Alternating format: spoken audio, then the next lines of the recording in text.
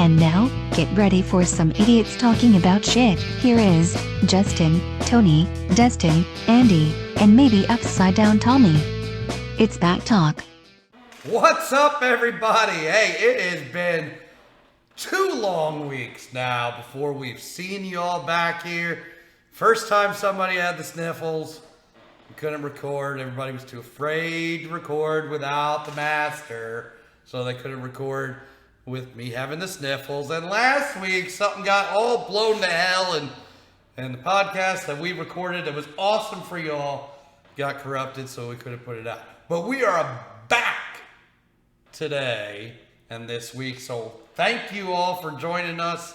Let's kick this thing off. We've got 3 beers today because it's now been 3 weeks since we've seen you, or 2 weeks, but we need 3 beers for the 2 weeks we missed and 1 for today. So 3 beers kicking this one off today. First, we got Hoodang. Hoodang from Quaffon Brewing Company. Just because, Hoodang, we hadn't seen you guys in forever. And not Tony Hooday, it's Hoodang. Second beer we got is Space Station Middle Finger. Because there's a couple people out there that I've dealt with over the past week that I really want to give the fucking middle finger to.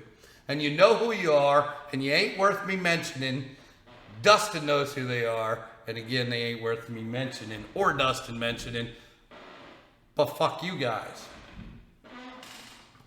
Finally, we're going to kick it off with some cinnamon 6-foot blonde, because who doesn't like a spicy 6-foot blonde?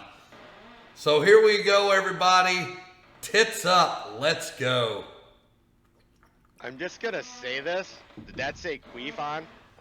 Quaffon. Now, it's funny because when this brewery first came out, it's Backwoods Brewing. That's their thing, Quaffon, right? And when I first saw it, I thought it was Queef, too. But that cinnamon 6-foot blonde, I've never had it. It's pretty damn good. It's a spicy blonde for sure. So that's so it's a redhead downstairs blonde? I don't know, man. Maybe she's a fake blonde, but you know, it's some good shit. But we're ready to go, guys. How we doing? It's been for us it's been a week, but for everybody else it's been a couple weeks. So let's get back into it. Dustin, what's going on, my man? How you been?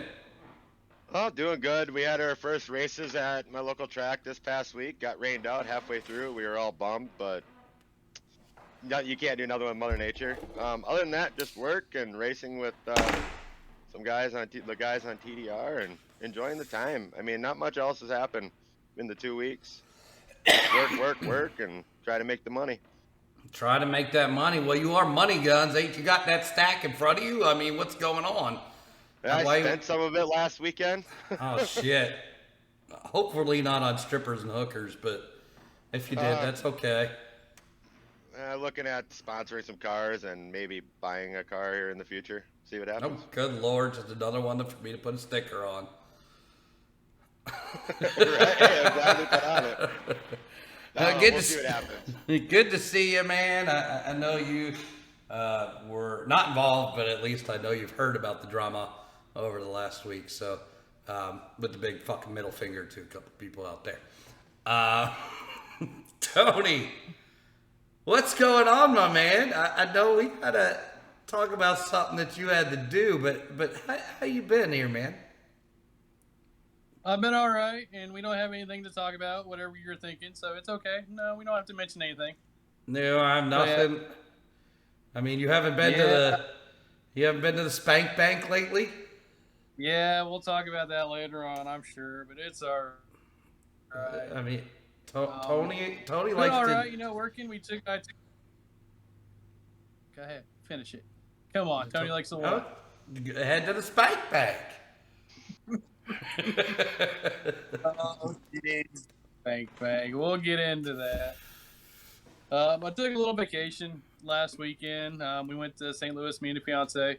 It wasn't bad. Got rained out Thursday. Sitting there in a hotel in the middle of a tornado warning, so it was a good time.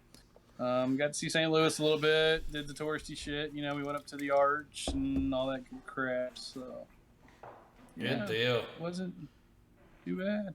Good deal. Any spicy 6-foot blondes while you were on vacation? No alcoholic drinks at all. So I don't know what you're talking about. The spicy 6-foot blondes are in California. I'm definitely not gonna like a 6-foot blonde because I'm only like 5'4", so I'm definitely not liking those 6-foot blondes. Got legs that go for days.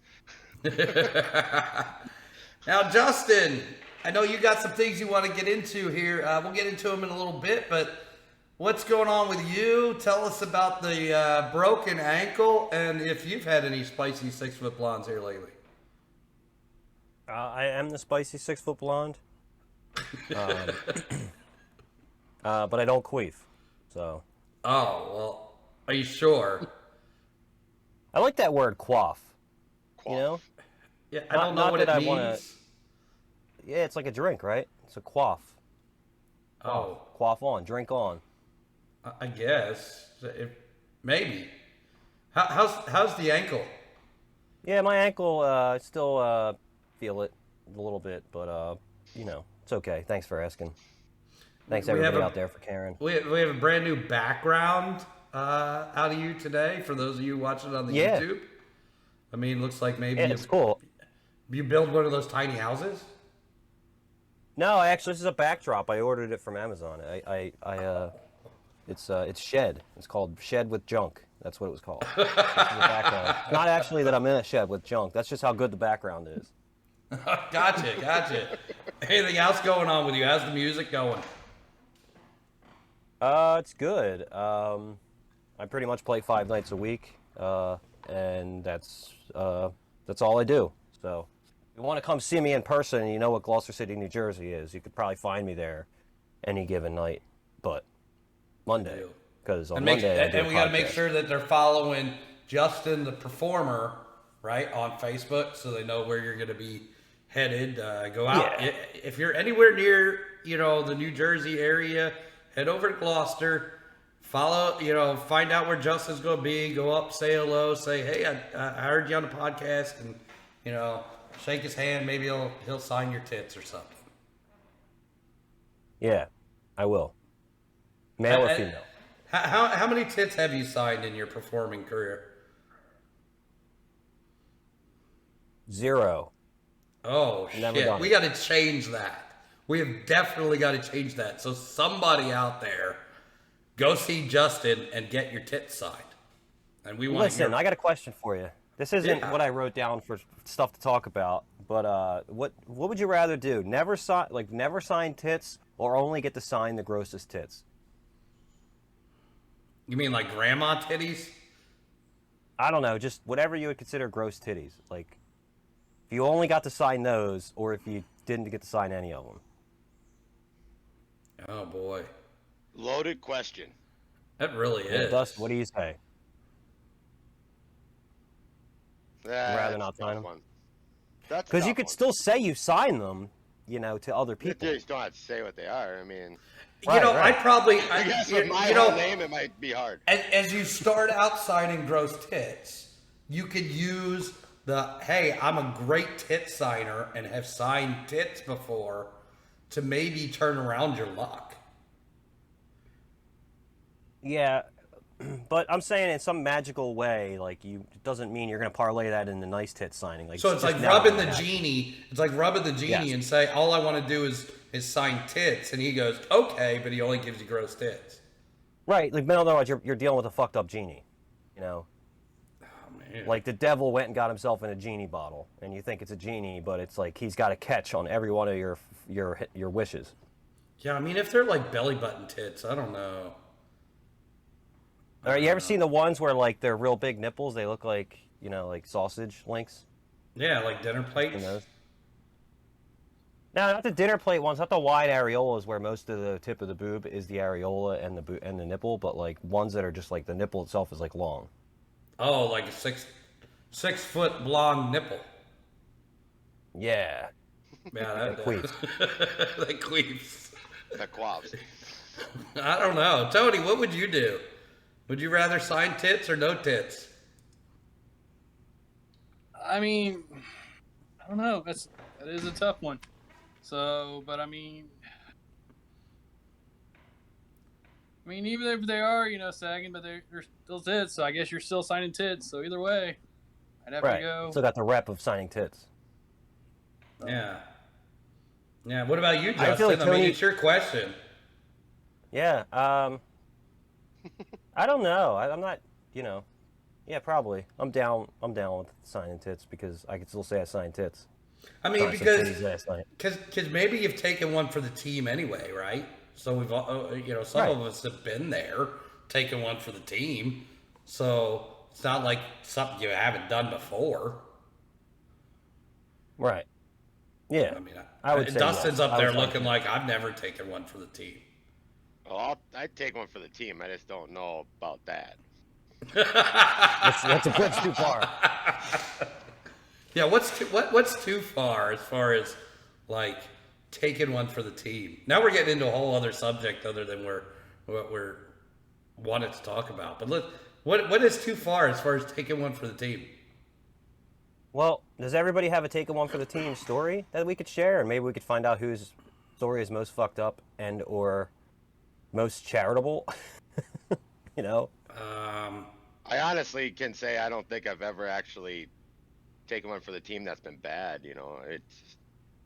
Yeah, I mean, I've just had some. Not embarrassing anyway. I mean, or anything like that. I mean. Yeah, just young, dumb, full of cum. Doesn't really matter if it's got. I mean, we've all done stupid shit. Just depends if you took one for the team or not. I mean.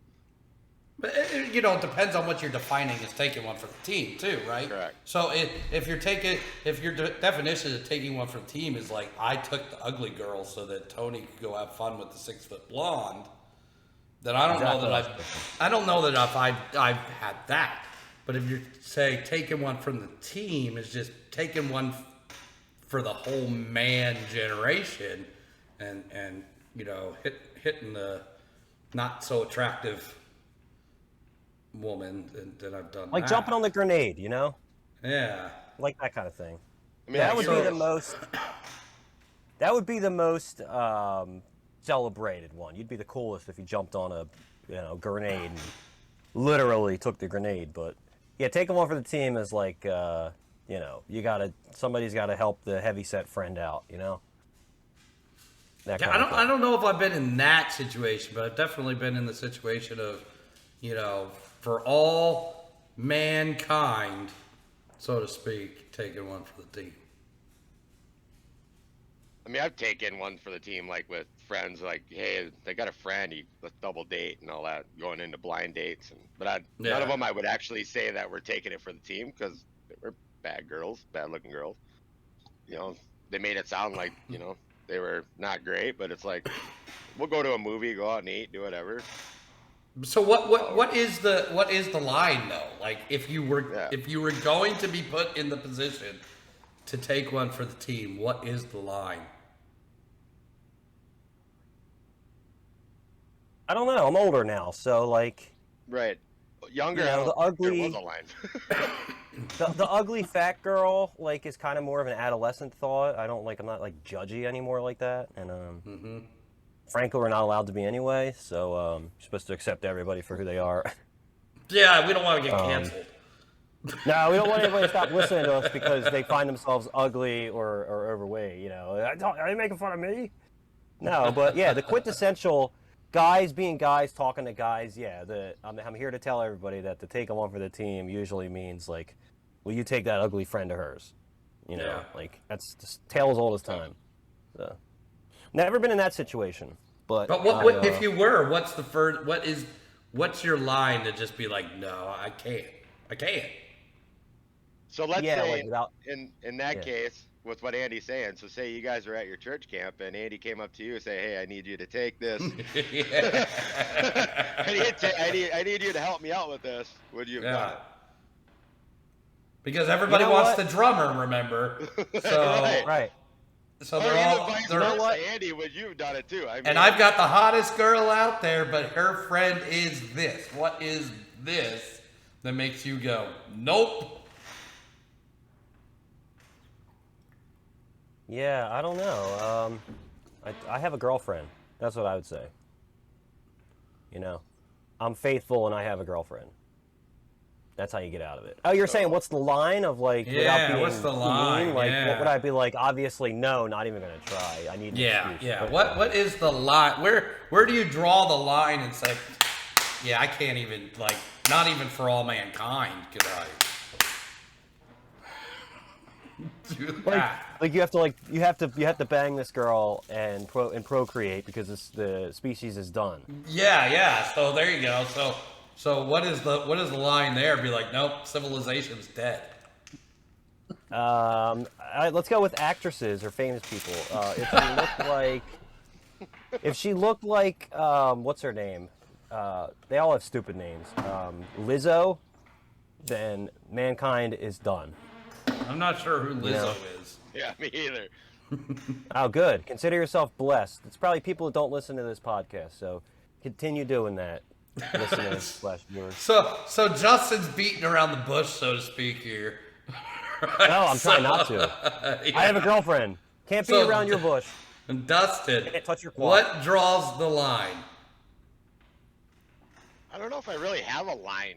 I mean, I just Ooh. Oh my, you just hit it. Hit it and quit You're a it. habitual You're line all about stepper. hitting and quit it. in my opinion, if they're a good friend and they're asking you, hopefully they would pay you back in the long run. I mean, I've been on, like I said, I've been on a couple that have been kind of iffy, but it's like we're just going out. It's not like we're going to get married and, you know, not trying to But talk you bad gotta, about some of them girls. you but gotta get down on whatever it is. never been in this situation. I mean, but that, I mean, got married young, so I mean, when I was in high school, maybe right out of high school, I had helped out a friend. They helped me out with dating. So girls. you don't have a line. So if I was ever in a situation, I could bring whatever monstrosity to you and say, I need you to hit this for me so I can hit that. Well, not for real, but I would to help out a friend. Okay. Tony, I'm Tony, married. I'm what- not doing that now. Tony, what draws the line here? Well, first off, I just want to say welcome to the show. If you guys have, just tuned in for the first time, this is the conversation we get to start off with. Still better than the Batman. Oh, the line. Let's see the line. What would I consider? I mean, I would have to say, if you get like one of those girls that were out in the hills and chew tobacco and look like they can bench press a Chevy, and yeah, I'm probably gonna have to say, probably gonna be a no for me. So, Like but good luck so basically something that you would you'd be afraid to be injured in bed. Oh yeah. It might be a good time though. Yeah, those candles might I mean, because if she's out there in the hills, and chewing tobacco and looks like she's going to kick the shit out of you, she might not have any teeth, and that could be fun. Yeah. And I then just, you could just Or Then you you could might just get say you locked can't- up. then you could just say you can't go again after that. You just had nothing but fun, and then be like, I'm done, thank you. yeah. I mean, nobody said, So for me, it's Chewbacca. That's the line, Chewbacca. The line would be Chewbacca. So everybody before Chewbacca. If she doesn't shave anything, because this is the new thing for girls is the bush is back, right? I'm sorry, they're starting to not Got shave no their problem with arm. that. They're starting to not shave their armpits. You don't have any problem with hairy armpits? No, pits, yes. But no, the bush can be back, That's fine. You're all right with full bush. We're talking about like 6 months to a year's worth of growth on that thing. Like 1960s porn. I don't think I don't think I'm talking about women that don't work on it. But yeah, clearly there's something wrong with somebody that doesn't work on anything. But yeah, I don't need it to be like nothing there. You know, I'm kind of more weirded out by that. So yeah, I mean that's okay. I get that, but we're talking non-groomed, just full on Amazon. You got to get through the fucking rainforest to find the pond. Like, I'm out. Well, then I would because have to, 9 times out of 10 when you have that, 9 times out, because I don't know about y'all, but I've been there, and you get going downtown, and fucking shit just reeks. It reeks. Yeah, what is it about hair? What is it about hair that makes everything worse? Like, you know, unkempt and everything. What is it about that? I mean, hair is like nice and fluffy. I don't know. You know, you shampoo it, you should be okay. I don't know. I don't know how they don't have to worry about it. Yeah. Tony, what do you? So you drew your line. Now, do you guys have a line at all, or Dustin? Are you taking Amazon lady? I'll take the bullet for the team. Oh my God. Yeah, he'll take Chewbacca. He's more or less like he's for everybody. You know. So, ladies out there, do yourself a favor. Just at least get the pits and the legs. You know, do a little, you know, grooming down there. You don't have to be a 3. You don't have to look like a 3-year-old, although that's fun sometimes. Not 3-year-olds. No. Holy fuck. No. No. Not going there. But like what Justin was saying. You don't have to have nothing. That almost came out, and somebody was going to clip that shit and fucking put that on the internet and be like, "This is what these guys talk about." Yeah, Jim Cornette's going to be like, he fucks 3-year-olds. Yeah. Jim Cornette fucks 3-year-olds? I mean, yeah. I mean, I don't watch it. I don't know what he said. Any news on that front? No. Come on, Andy, I like to get fired up. Nothing? We're still blocked, and since he blocked us, I stopped listening to his ass, so he's lost any type of push we're giving his shit. So fuck that. You play along, you know, you get the gold. You cower in a corner like a little pussy. You get the middle finger. Is that pussy shaven or bare? That's a fucking Amazon pussy for sure. Anyway, That's funny. That's the new band. that was not something that's that we not had new planned band. on talking about. Was the whole, you know, taking one for the team. But I do enjoy that. So I want to hear what you all have to think about taking one for the team out there. Ladies, let me know too, right? What's over the top for you on taking one for the team? Guess how they can let us know. Yeah. Well, they didn't get to see last week's show. We had a corruption. They didn't get I to know. Hear the So now they're getting to know how they let us know. They can back talk us. Did you know that, Dustin? Remember hearing it last week. I believe it's BACCtalkUS at gmail.com.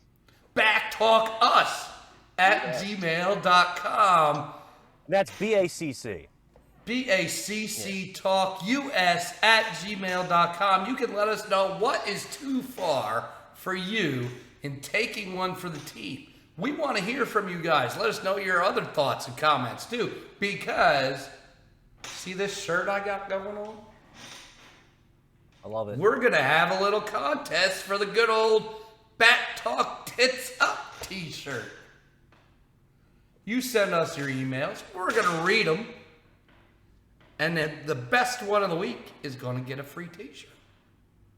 And how can they email us, Tony? I think they can send it to BACCtalkUS at gmail.com. That's right. It's unbelievable. We're back talking.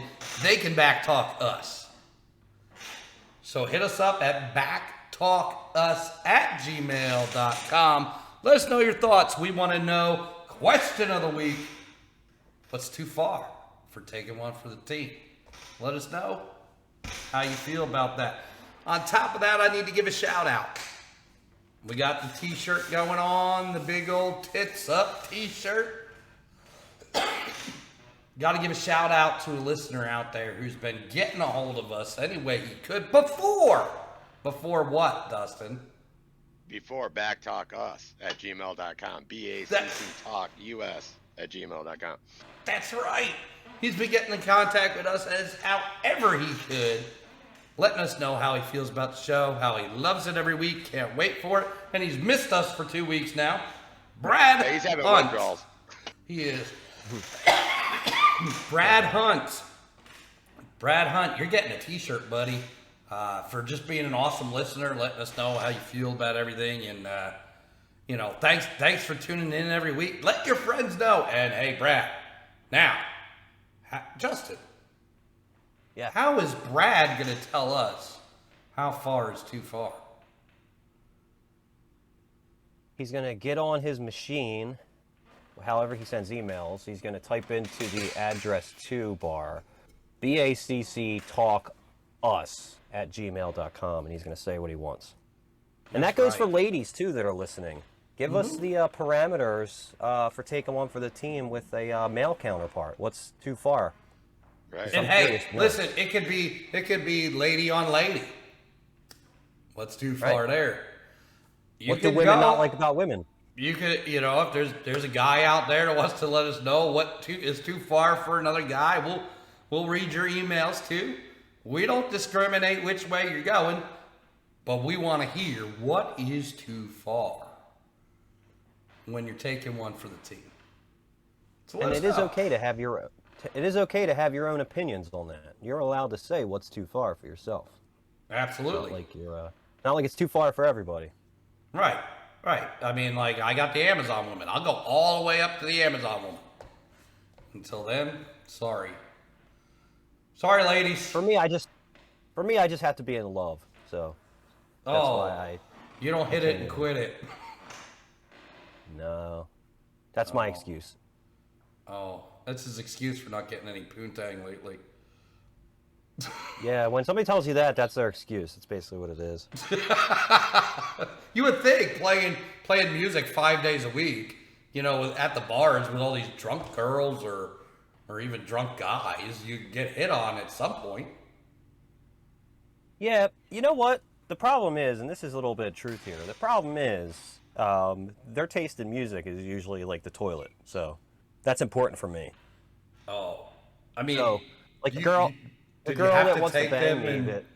Do you have to give them your phone number and shit? Or I guess they'll show up at the next show and stalk you, if you hit it right.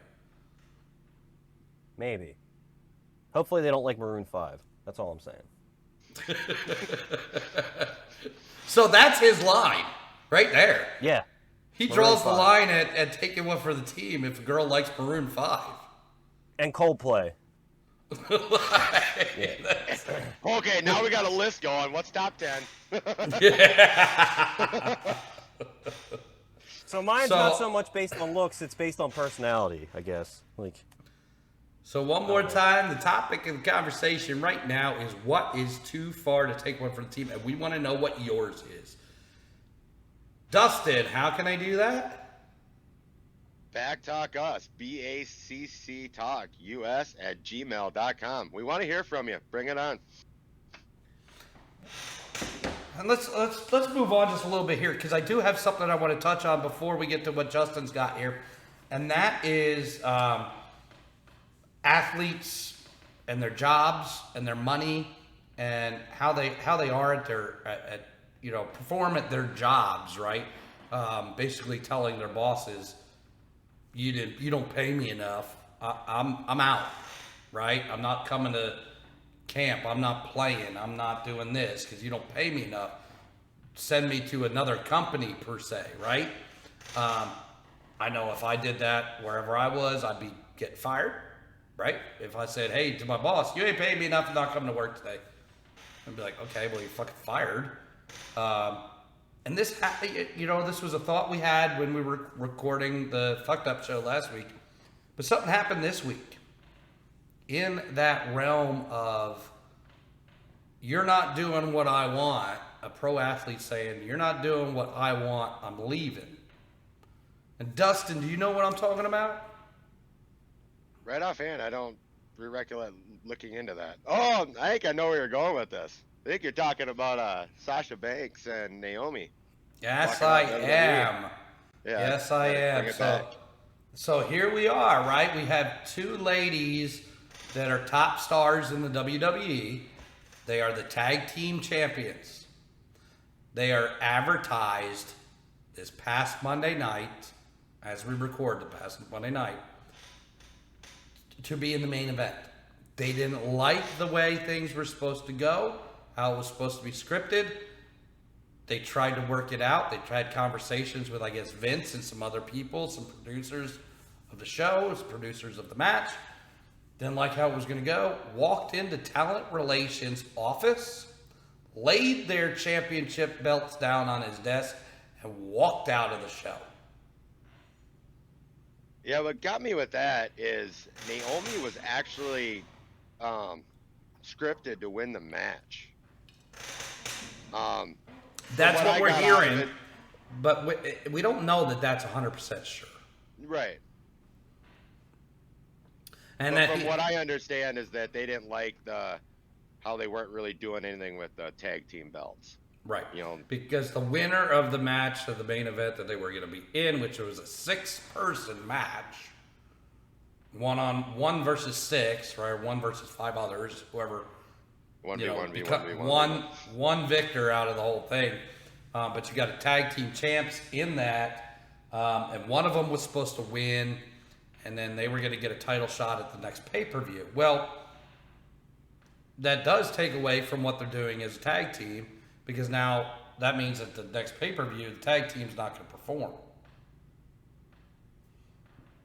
So, coming light of this, as the week went on, WWE has suspended them indefinitely.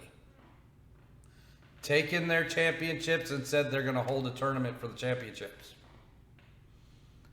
Now, I don't disagree with WWE's reaction.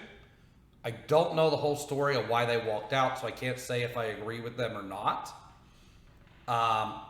But what I didn't like was the public shaming that WWE did by putting this out over live air.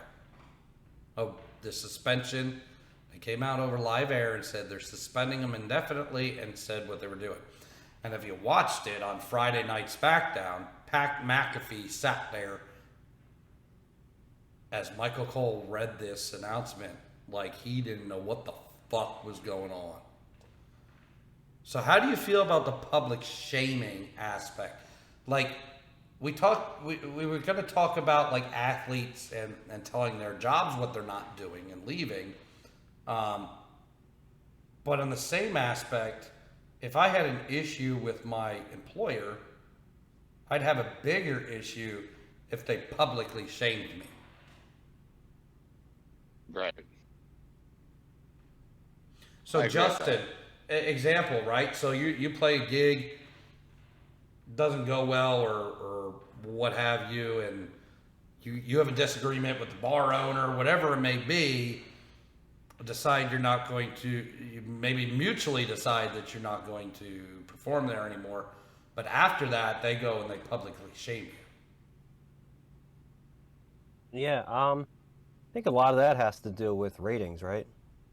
So I don't think that you would have that in your job or my job because it's not televised. So it's not based on like getting viewers. Especially with how wrestling is with, the hype factor and all that stuff. So Right, but this is It's not a bad thing form. that you've usually done to publicly shame somebody. Like, I mean, and so one of the girls, their husband works for the company too. And if you're publicly shaming my wife, I'm gonna take issue. yeah. Right.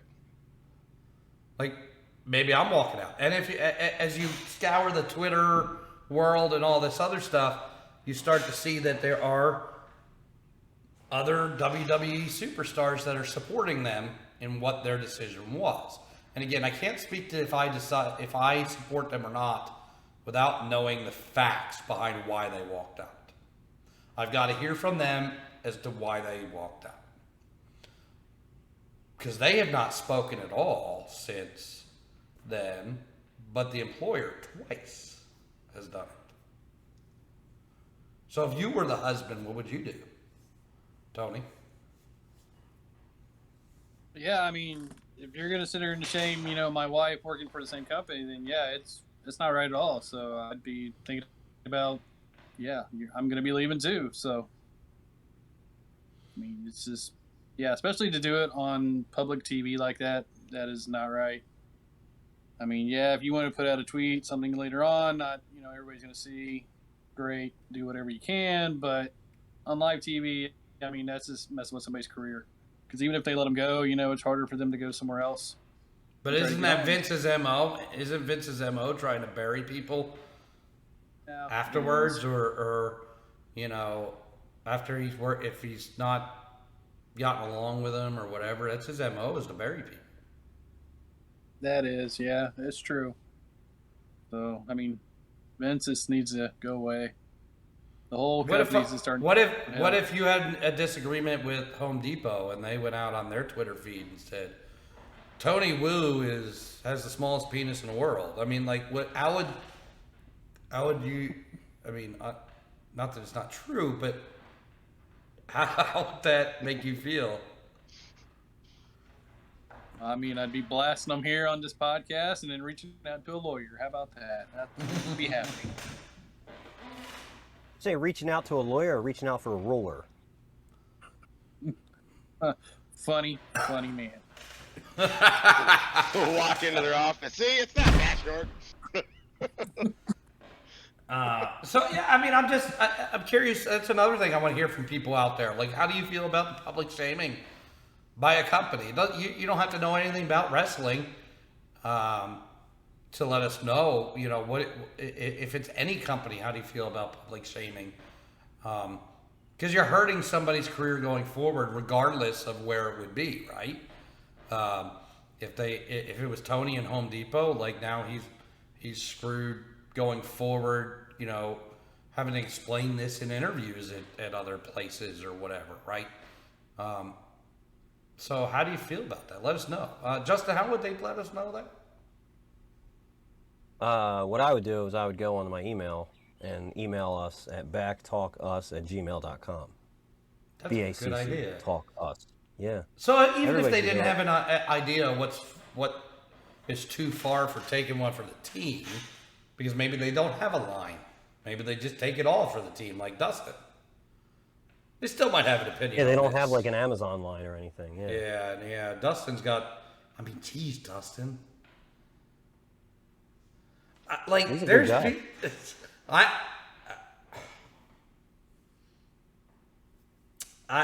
You've left me speechless because there's pictures in my mind that I'm going, he would hit this? Maybe I haven't met my line yet. Yeah. Well, I'll tell you what. If you show up and you need to use this, WD-40. Yeah. For those or not you need watching to use on this, YouTube. spray paint, then What if you have to use spray paint? Yeah. Or flour, maybe even flour. You throw some flour on there. Flour on there so you can find the wet spot. I'm not sure. Oh, I got this. I got the bag. You can just put the Wawa bag over the head, And you're just fucking Wawa. Yeah. Well, I could do that sometimes. Depends on how drunk I am. You fuck Wawa? I can really fuck Wawa when I'm drunk late at night. I'm like, what do I want? Everything. For the people at home that don't know what Wawa is, this is an East Coast mostly thing, and we got rid of plastic bags. So everywhere you go, you have these bags you can buy for like 99 cents. So that's right, because you live in Jersey, so there's no plastic bags. You're not allowed to have a straw.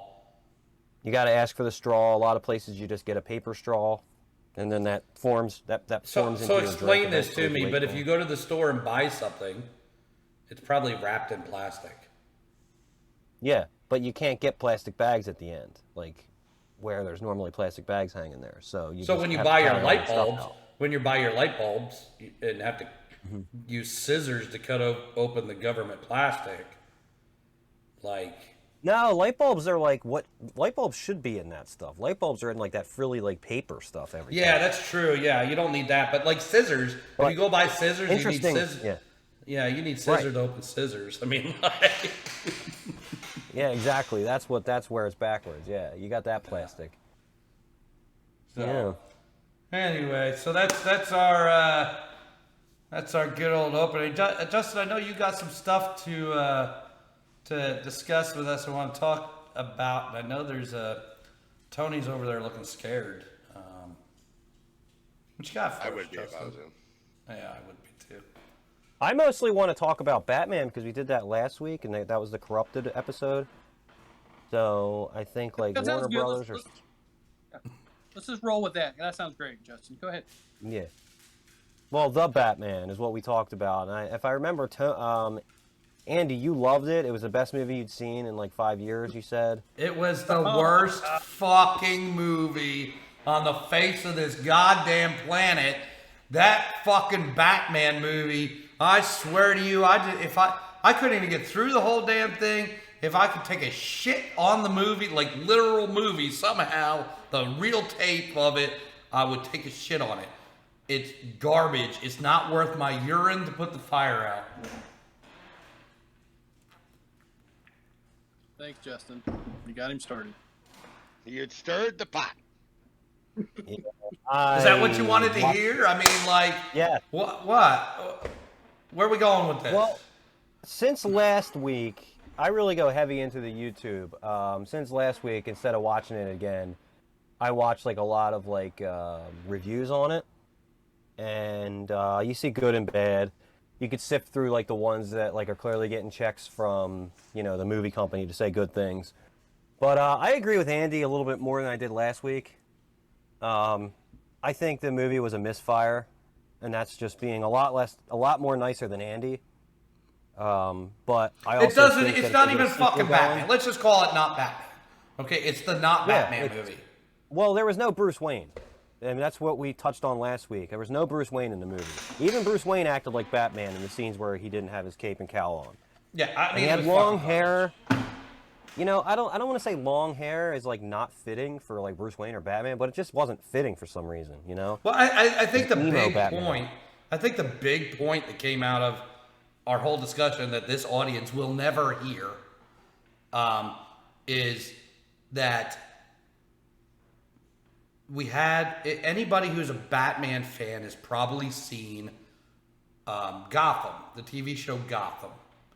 And that leads you straight up to Batman, and it leads you through Bruce Wayne. You get to learn Bruce Wayne, right? But you get to learn the other characters too. There's, the beginning is a Catwoman. There's the what they call the Joker, but not really the Joker. There's Penguin, Oswald Cobblepot, before he's even Penguin, is there. You've got the mob bosses, and you have the Riddler, and the biggest problem I had with this not Batman movie is the not Batman acted like he didn't know who the fuck the Riddler was. Well, if you watch any of the fucking whole story of Batman, he knows who the fucking Riddler is before he's Batman. Because the Riddler worked for Gotham City Police Department before he became the Riddler. And Bruce They took Wayne a lot of was liberties with this movie. It was fucking garbage. I'm sorry, fucking garbage. Like, it's the not Batman movie. Just call it the not Batman movie. I talked about the Colin Farrell thing last week. I don't know why they got him to do it, other than like to drum up some intrigue and like, wow, was that really him? But that's about the most you get. That's the most I got out of it. Like, wow, they put a lot of makeup on somebody they could have just cast that kind of looks more like Penguin. Mm-hmm. So I didn't get that. And there's a spin-off. Did you know that's coming? Fuck There's that. gonna be I'll a never Colin Farrell spin-off. Don't you guys dare say, hey, we gotta fucking watch this so we can talk about it. Because I ain't fucking turning on my goddamn TV for it. They're making a spin-off. They're making a Fuck series, that. I think, What? about Oh, Colin that's Farrell's Penguin. That's so garbage. Tony, we gotta hear from you. I know you're a Marvel guy, but like, what's your thoughts on this movie? No, I'm a mixture of both. I'm a DC and Marvel guy. I mean, yeah, it wasn't great. I mean, as a Batman fan growing up, seeing everything, and as a fan of Gotham, I mean, yeah, it just wasn't really there for me.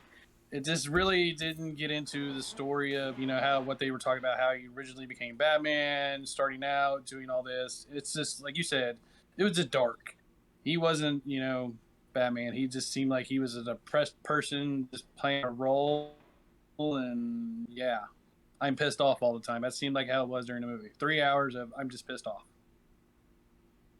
They should do if they get a sequel going, the best they can do, I think, is to set it years and years in the future after he's been Batmaning longer. So maybe they'll get that chip off his shoulder if he's still depressed about his parents and he's still figuring out the vengeance thing. I think that's the best thing they can do. I think if I read something, they already gave him the green light for the next movie. Huh. Yeah, they should. They did because of the ending right there. You have the Joker at the end, so that's what everybody went to the movie to see anyway. Is the end? Where's the Joker? So. Yeah. And they're gonna fuck up the Joker. How do you fuck up the Joker in Batman? He is the #1 villain in Batman, and they're gonna fuck it up. Interestingly enough, the guy that they got to play the Joker, if Colin Farrell's in the next movie, there's gonna be Penguin and the Joker in the same movie.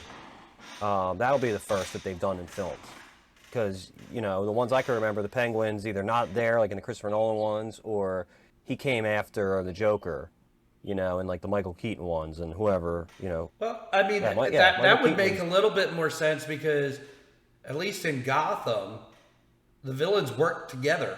They tried to kill each other too, but they worked together, on certain things as well. So that would make a little bit more sense. I mean, you look at the rest of the Batman movies, it's just like we have one villain, and that's what the movie's about. Whereas, like, Gotham, you have all of them. And you also have all of them, how they could... I don't want to give away the whole damn show. It's Justin, you still haven't fucking seen it, dumbass. Have you watched an episode yet? Not yet, no. I will tonight or tomorrow. Better Call Dustin, Saul you've seen it? I'll be doing that. I have not. Oh my god, you guys got homework to do. Yeah, why did I have to put Catwoman in all of these things? We didn't need Catwoman in that movie, Because That's Catwoman is Bruce Wayne's original love. Back to when he was a kid.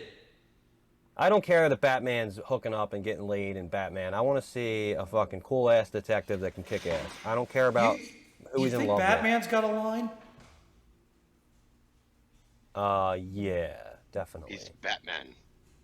Yeah. But this last Batman was so depressed he'd probably fuck anything. Poison Ivy. Or he couldn't. Maybe he just wasn't getting laid. Maybe that was his problem.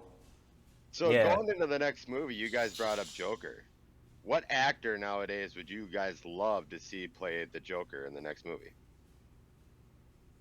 Who would you guys want to be the Joker coming up, if that's how they're going to go? Tony Wu. Tony Wu. I don't think it'll be bad. I don't know how it has to exchange hands, if it's even in the same realm, but I wouldn't even have a problem with like bringing what's his name's Joker in, Phoenix. Joaquin Phoenix. Use him again. Just as long as it's not Jared fucking Leto. That's all. But if they had to invent a new one and it's not the Barry Keoghan guy that was in the end of this one, it'll probably be reprising it. I don't know. It's a good question. Somebody new, somebody unknown, preferably. So something we were touching on, and I think is worth a discussion this week, so everybody can fucking hear it. Is who was the best Batman and who was the best villain in all of the Batman movies.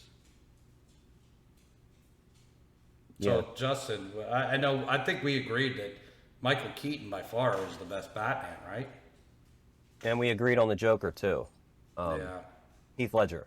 Yeah. Best performance I've seen in a Batman movie, hands down Heath Ledger. So that answers that question so easily. But Tony, I think you had a difference in opinion. No, I agreed with the Heath. Oh, well, I did say, Val Kilmer, so he's the best Batman ever. Well, you said And I Ben get no Affleck reaction. or some shit.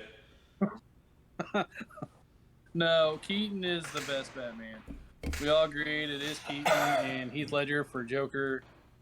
Yeah, hands down. I mean, we even looked at the list, and yeah, we were surprised with the list of the top 10 Batmans. So, Yeah, I found that website again that we were looking at last week.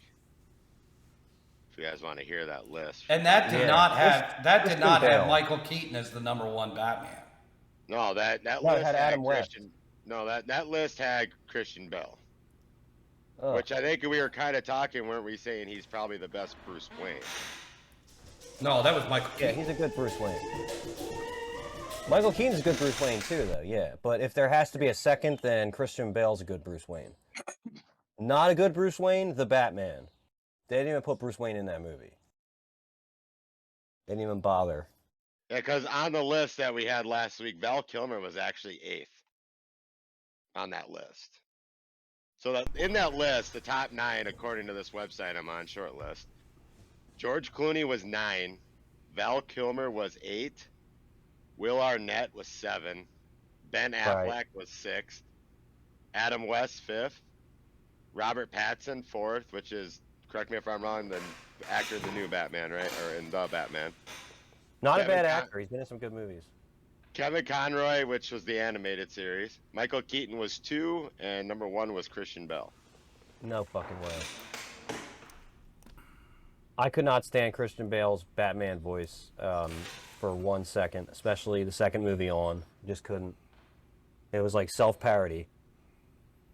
I mean, maybe Batman has to do that. Like, he has to sound like Batman in real life would sound silly because he can't sound like himself, and he's not like really good at impressions, so he's just coming up with what he has to.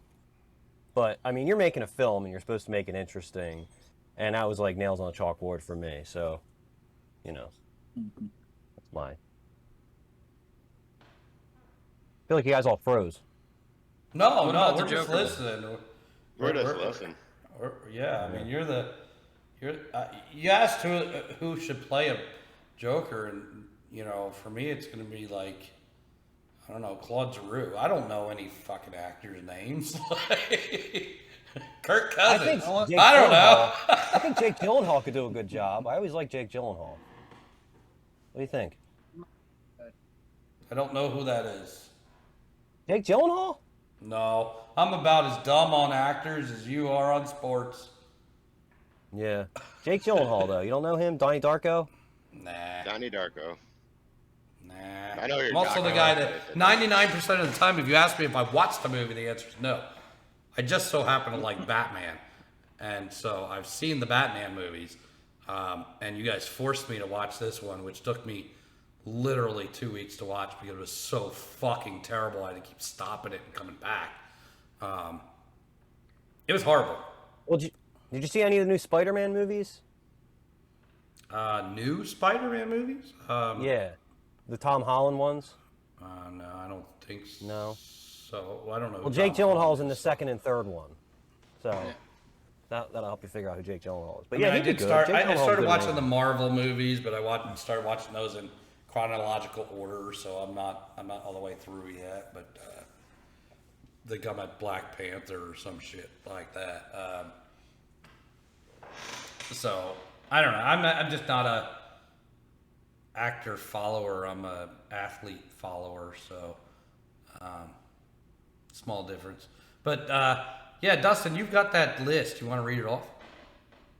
Which I already read Didn't that he? list off.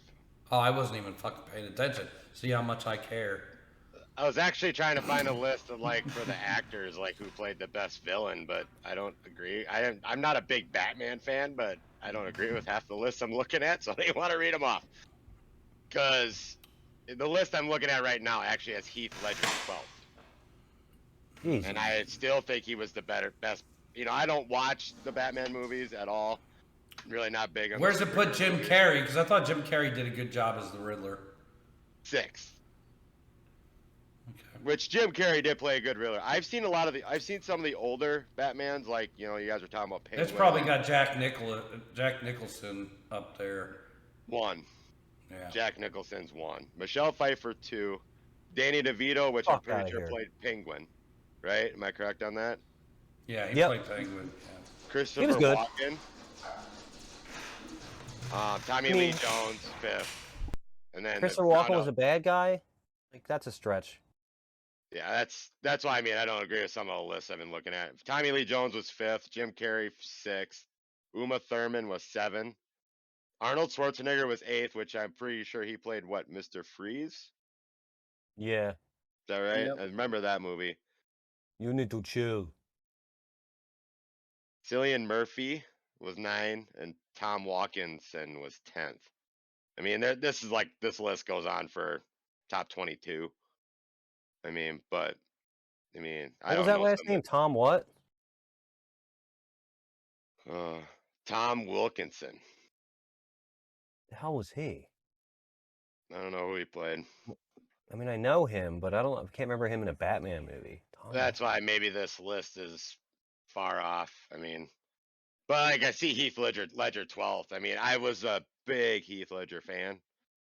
I mean, I remember him in a lot of movies, and A Knight's Tale is the first one that comes to mind. I mean, and obviously, which one was he? Was that Batman Begins? Or no, which movie was it that he was the villain? The Dark Knight. The Dark Knight, yeah. You know, I had to watch that one just because of Heath Ledger. I've always been a big Heath Ledger fan. Yeah, you got like Monsters Ball. You got Brokeback Mountain. You have The Patriot. He was in tons of movies. That guy was in. Great. The one he great died actor. doing. You watch the one he died doing, the Imaginarium of Dr. Parnassus? Dude, when he died, they turned his character into a shapeshifter so that they can replace him with other actors to finish the movie. Cool. I didn't know that. You know who replaced him? Interesting fact. The 3 actors that did it, that replaced him, Johnny Depp, Colin Farrell, and God, I can't remember the last one. Oh, Jude Law. Oh, cool. Might have to check And that they all movie did out. it. Well, they all did it. They all came to work and played the parts out for the movie to make him a shapeshifter. And they all did it and either didn't take money or the money they made they gave to his daughter. So, Oh, cool. That's good. 3 good dudes right there, you know? Yeah. But, fun story. Well, You guys following the Johnny Depp thing? Do you even want to touch that? The that just Johnny Depp Amber thing. Turd. That's all I got. Amber fucking Turd. I mean, Yeah. like I said, Yeah. I see the fucking TikToks and the reels and the. Yeah, that's what I've She's seen gonna on get there. she's gonna get fucking buried.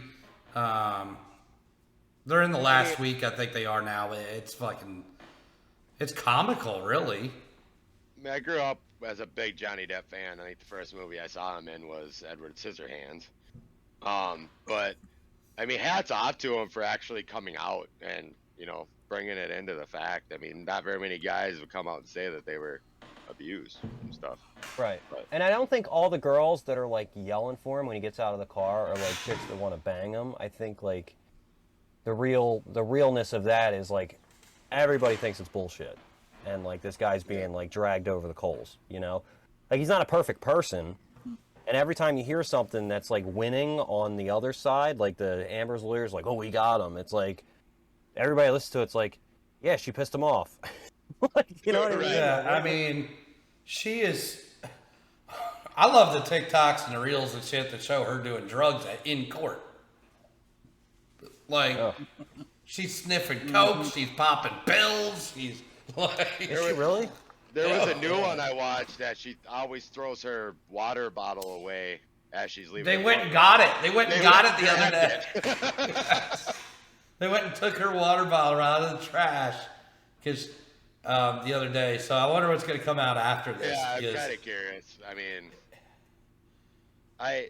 I've only been following it with the reels and TikToks, like what Andy's talking about, and I mean they got songs now. I mean everything, and Yep. I mean Yeah, Yeah, when it's- Johnny Depp leaves, they're like, "We love you, hang in there." And then when she leaves, they're like, "Why'd you shit in the bed?" And all this stuff. Like, it's like it's not looking good for her, no matter who wins money or loses money in this thing or whatever. I mean, the public outcry or whatever you But call who it the is fuck not in does her it? So is favor. that drawing the line? Let's get back to drawing the line. The girl that shits in your bed. and tries to blame it on your dog. Yeah. I don't think I can fuck all his Amber time. Turd now. My dog's this big. If you should have turned this big. So maybe my line is Amber Turd. Amber Turd. She shits in the bed. Yeah, I heard that relationship really shit the bed.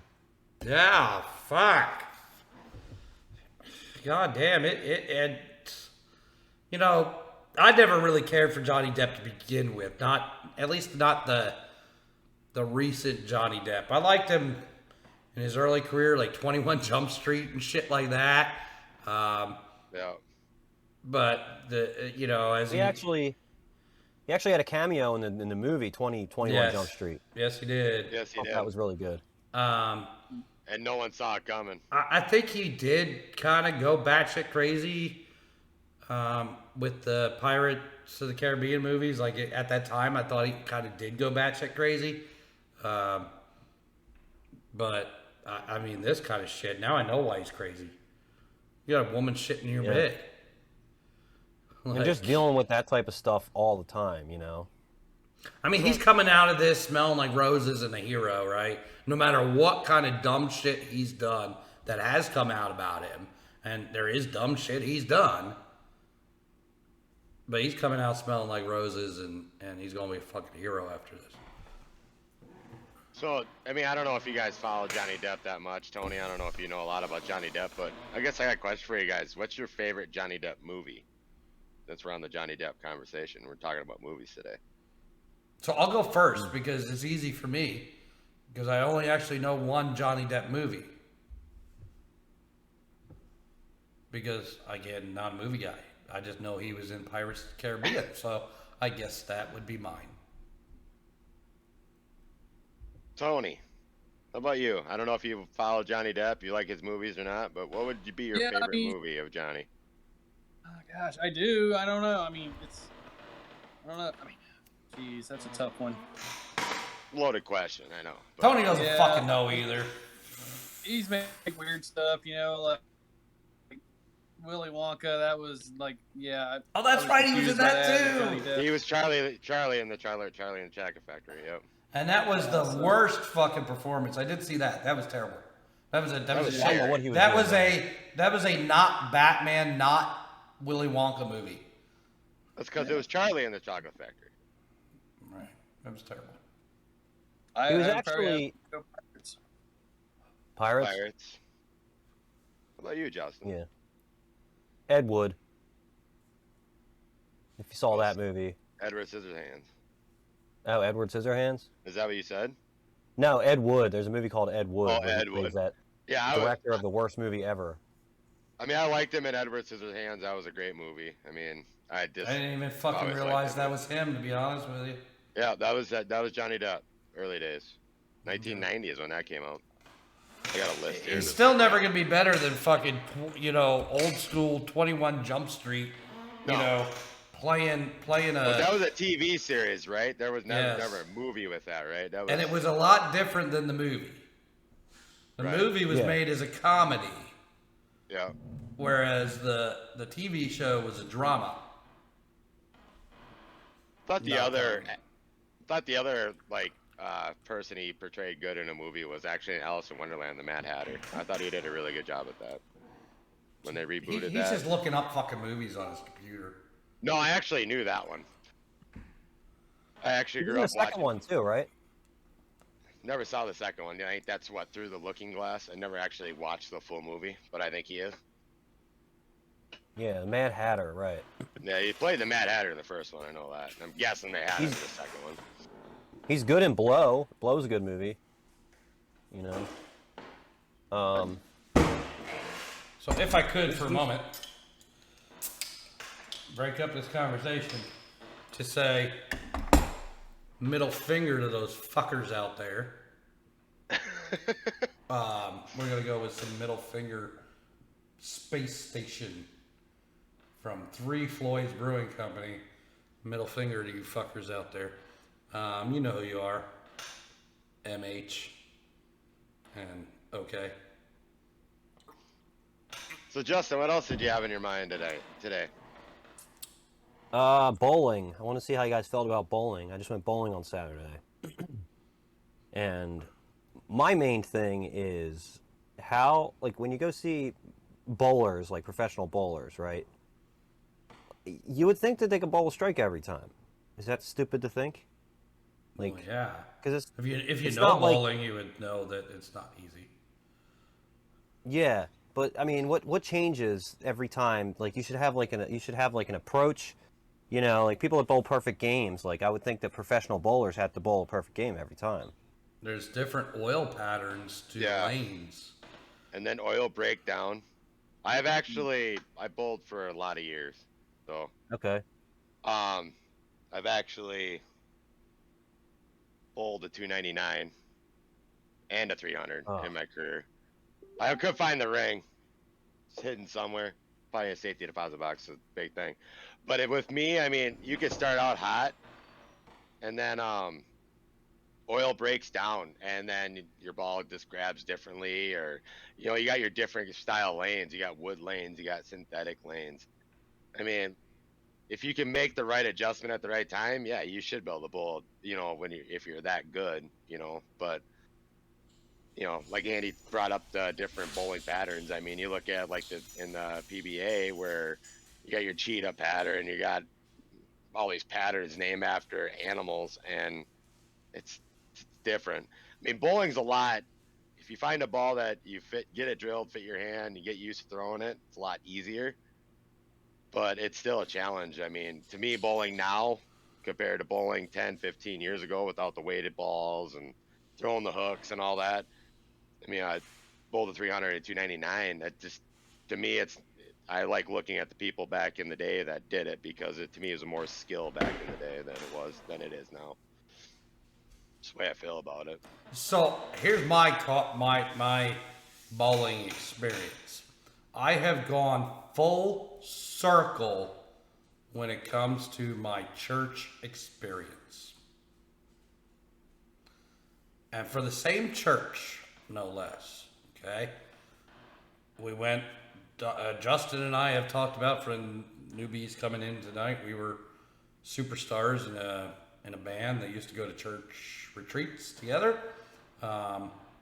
Used to go there to chase the women. At least I did. He went to pray.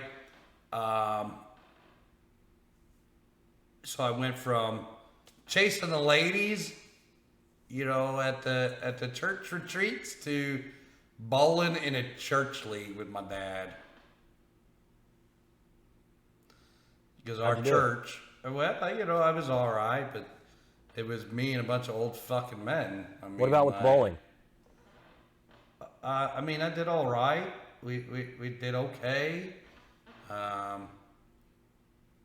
You know, it was fun, but it was old men, right? It was old men. So like, you'll know. I'll start bringing up names. You know, it was my dad and Joe Cole, and who else was on our team? I forget, but Pastor Klecky was on our team. Like, Oh wow. and you had to be at least 21 to bowl, on the team. So I went from chasing the ladies at 14, 15, 16 years old at these church retreats with Justin, you know, and being a superstar drummer in Peanut Butter Playground, to bowling with a bunch of old men. So my whole church career has gone full circle. That's the natural order of it anyway, so you did it perfectly. Yeah, chase ladies to, now we're just at the bowling Chase the alley strikes. with a bunch of old men, right? Like, first we're hitting something, and then we're hitting pins. Tell me about that 299 game. Dustin, I got a question. I'll answer Justin's first. I heard him ask that. Go ahead. To be honest, I had my 11 in a row, got down to the last ball in the 12th, or in the 10th frame, the 12th ball, and I got a ringing 7-pin. I'm a lefty, so just sat there and stayed. What was your Ironically initial reaction? enough, well, I already had my 300, so my reaction was, well, I just need that 298, and I'll quit bowling. 900 series is never going to happen in my lifetime. But that's 3 perfect games in a night, and no way that's ever gonna happen. I actually seen it once. It's actually a pretty surreal thing to see, bowling 3 perfect games in a night. But and ironically, the 300 game, I left the ringing 7, but I had a pin come across and actually hit the 7 out. Wow. So that was in the So same night you did the no, it 299? was not in the same night. My 300 game was bowled April 23rd, 2013.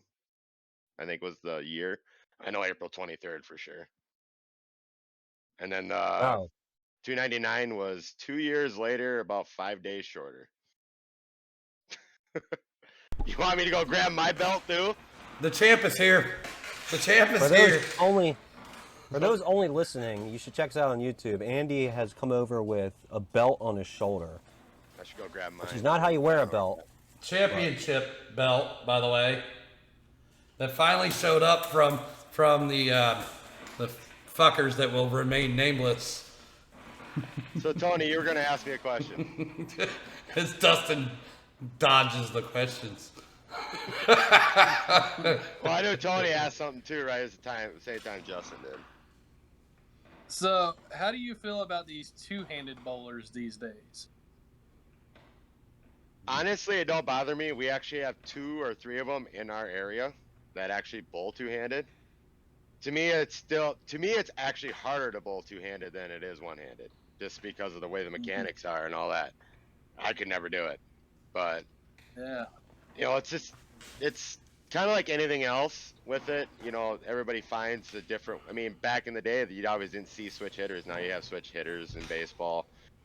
There's always new ways to come up with something to play a sport. Or, we have a guy in our iRacing community at TDR that actually he's paraplegic, and his gas pedal, brake pedal, and everything is with his hands. So to me, it's just another way of adapting to a sport. I mean, I love watching these two-handed bowlers. I mean, Jason Belmonte actually brought it up. I mean, he's from Australia and all that, and he brought it here. And now people are trying to do it, and these young kids are taking off with it. I mean, you're seeing more and more of it, in my opinion, with that. I mean, I love it. I like seeing different ways to do a sport. I don't like it. I think they should outlaw it. There is one thing that I was always told when I bowled my 300 is that it's actually easier to hit a hole-in-one than it is to bowl a 300 in golf. Oh, wow. Have you ever hit a hole-in-one? No. But I've also golfed a lot less than I bowled. So Oh, I golf a ton. I've hit a lot of holes. I've never hit a hole-in-one. my dad actually hit one hole-in-one, and he was drunk as crap at a golf tournament. And the ironic thing, when you bowl 300, you get drunk and you don't have to pay for a thing. You hit a hole-in-one on a course, you're buying drinks for everybody. Yeah, that's the difference. Yeah. But I kind of looked it up because I was kind of curious on the percentage. And do you know why that is? So let's go. Do you know why it is that you have to buy the drinks? I don't know why. I know clubhouses actually offer insurance if you ever do hit a hole-in-one, but I don't know the reason on it.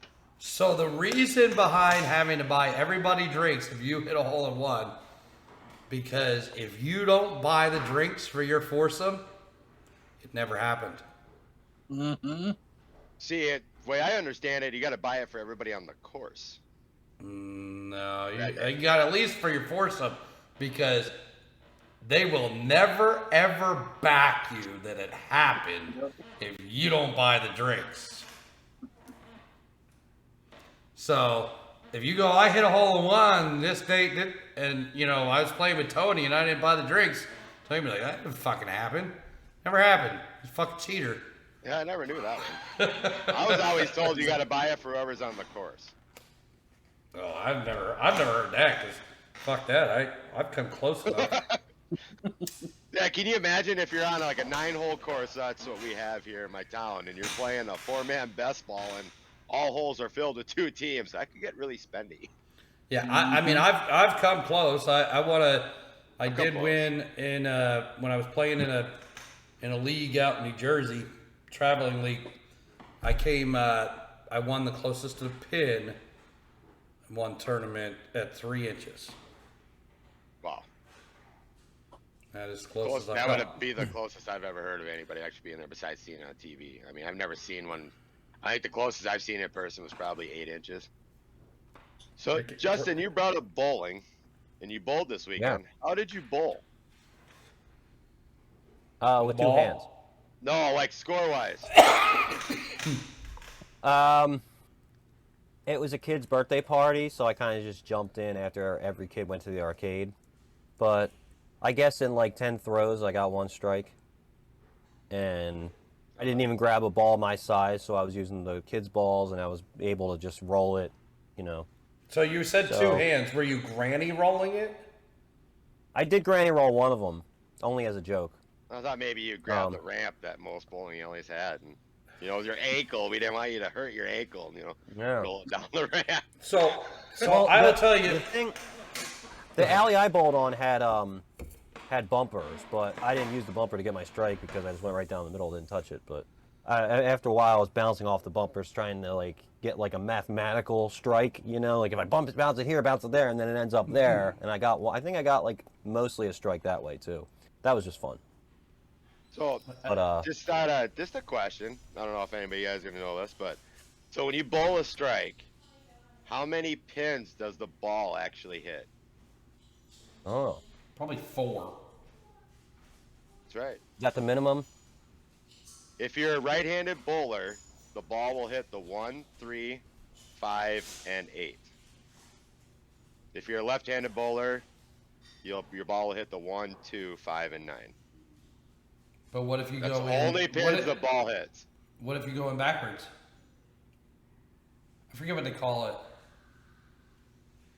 Backwards. Yeah. So you you bowl in the got, if parking you're lot? right-handed, bowler, the pocket's to the right hand of the head pin. Yeah. But what So if you go Brooklyn side? Yeah, that's what. Yeah. What then? If I'm right-handed, is it still the same numbers? If you're right-handed, you hit the left side, and you're probably just hitting the 1 and 2. Mm-hmm. Depends. I've had strikes that way too. I've had strikes. I that have way too. We all, any bowler has. But yeah, with that, you're definitely gonna at least hit the 1. I've never actually calculated that one. So I know for I just you. know what the perfect strike is. I know for you, Dustin, your favorite strike ever was probably the one you hit the 300 with. Yeah.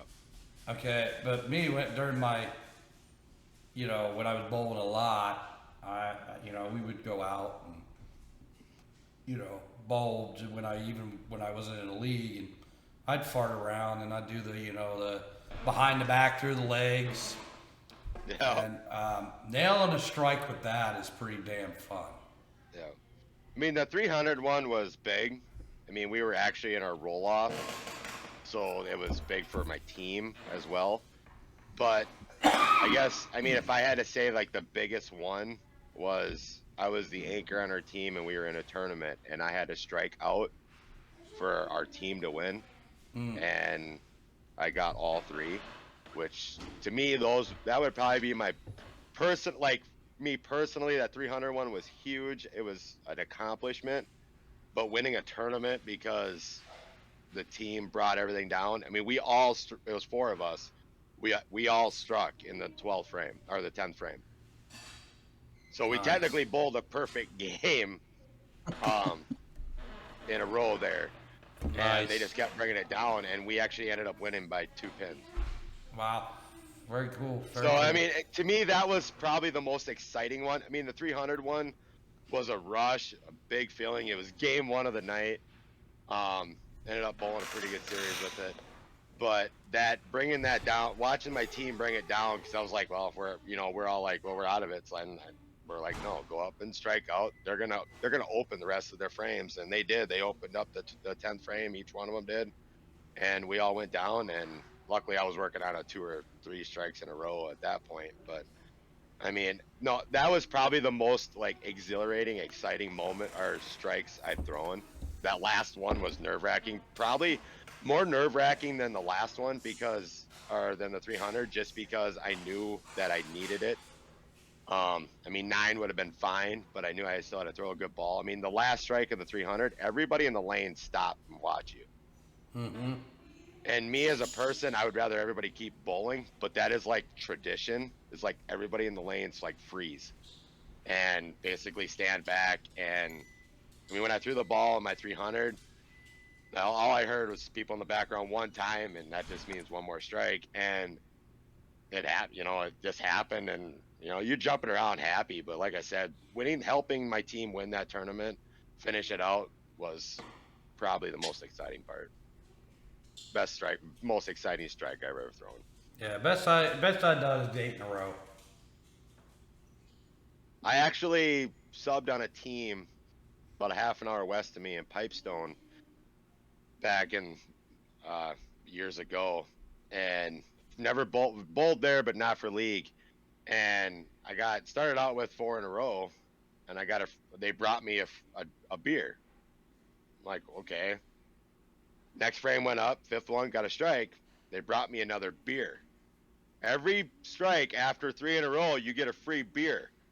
What? I need a bowl there. I had 9 in a row there. The rest of the night was bad because you can't let beer go cold or go warm. I mean, It's not like shooting pool. Hell, I shoot pool a hell of a lot better after beers. And that's the other thing I do too. I shoot a lot of pool, but usually I'm drunk as heck playing that. But You play a lot of pocket ball then. Yeah, 8-ball corner pocket. Yeah, a lot of pocket ball. Somebody else played some pocket ball here recently, I think. What do you think, Justin? Did somebody else play pocket ball here recently? I think Justin did. Playing pokeball right now. Exactly. Oh, I don't know. I heard something about we were gonna come back to it from the opening of the show, right? Sperm bank, you talking about? Oh, the Spank Bank. So who's been to the Spank Bank? See, the Spank Bank, what I think of the Spank Bank is what you put in your head that's sexy or whatever you could think about. The Sperm Bank is what you're talking about, where Tony went. Oh, Tony, did you have to go to the what Justin calls the sperm bank? Yes, but it wasn't for like a deposit like you guys were thinking. So it was actually medical condition. So yes, me and the fiance are trying to have a child. So it's been a while. So with my age, I said, hey, I will get tested just to see, make sure everything is good.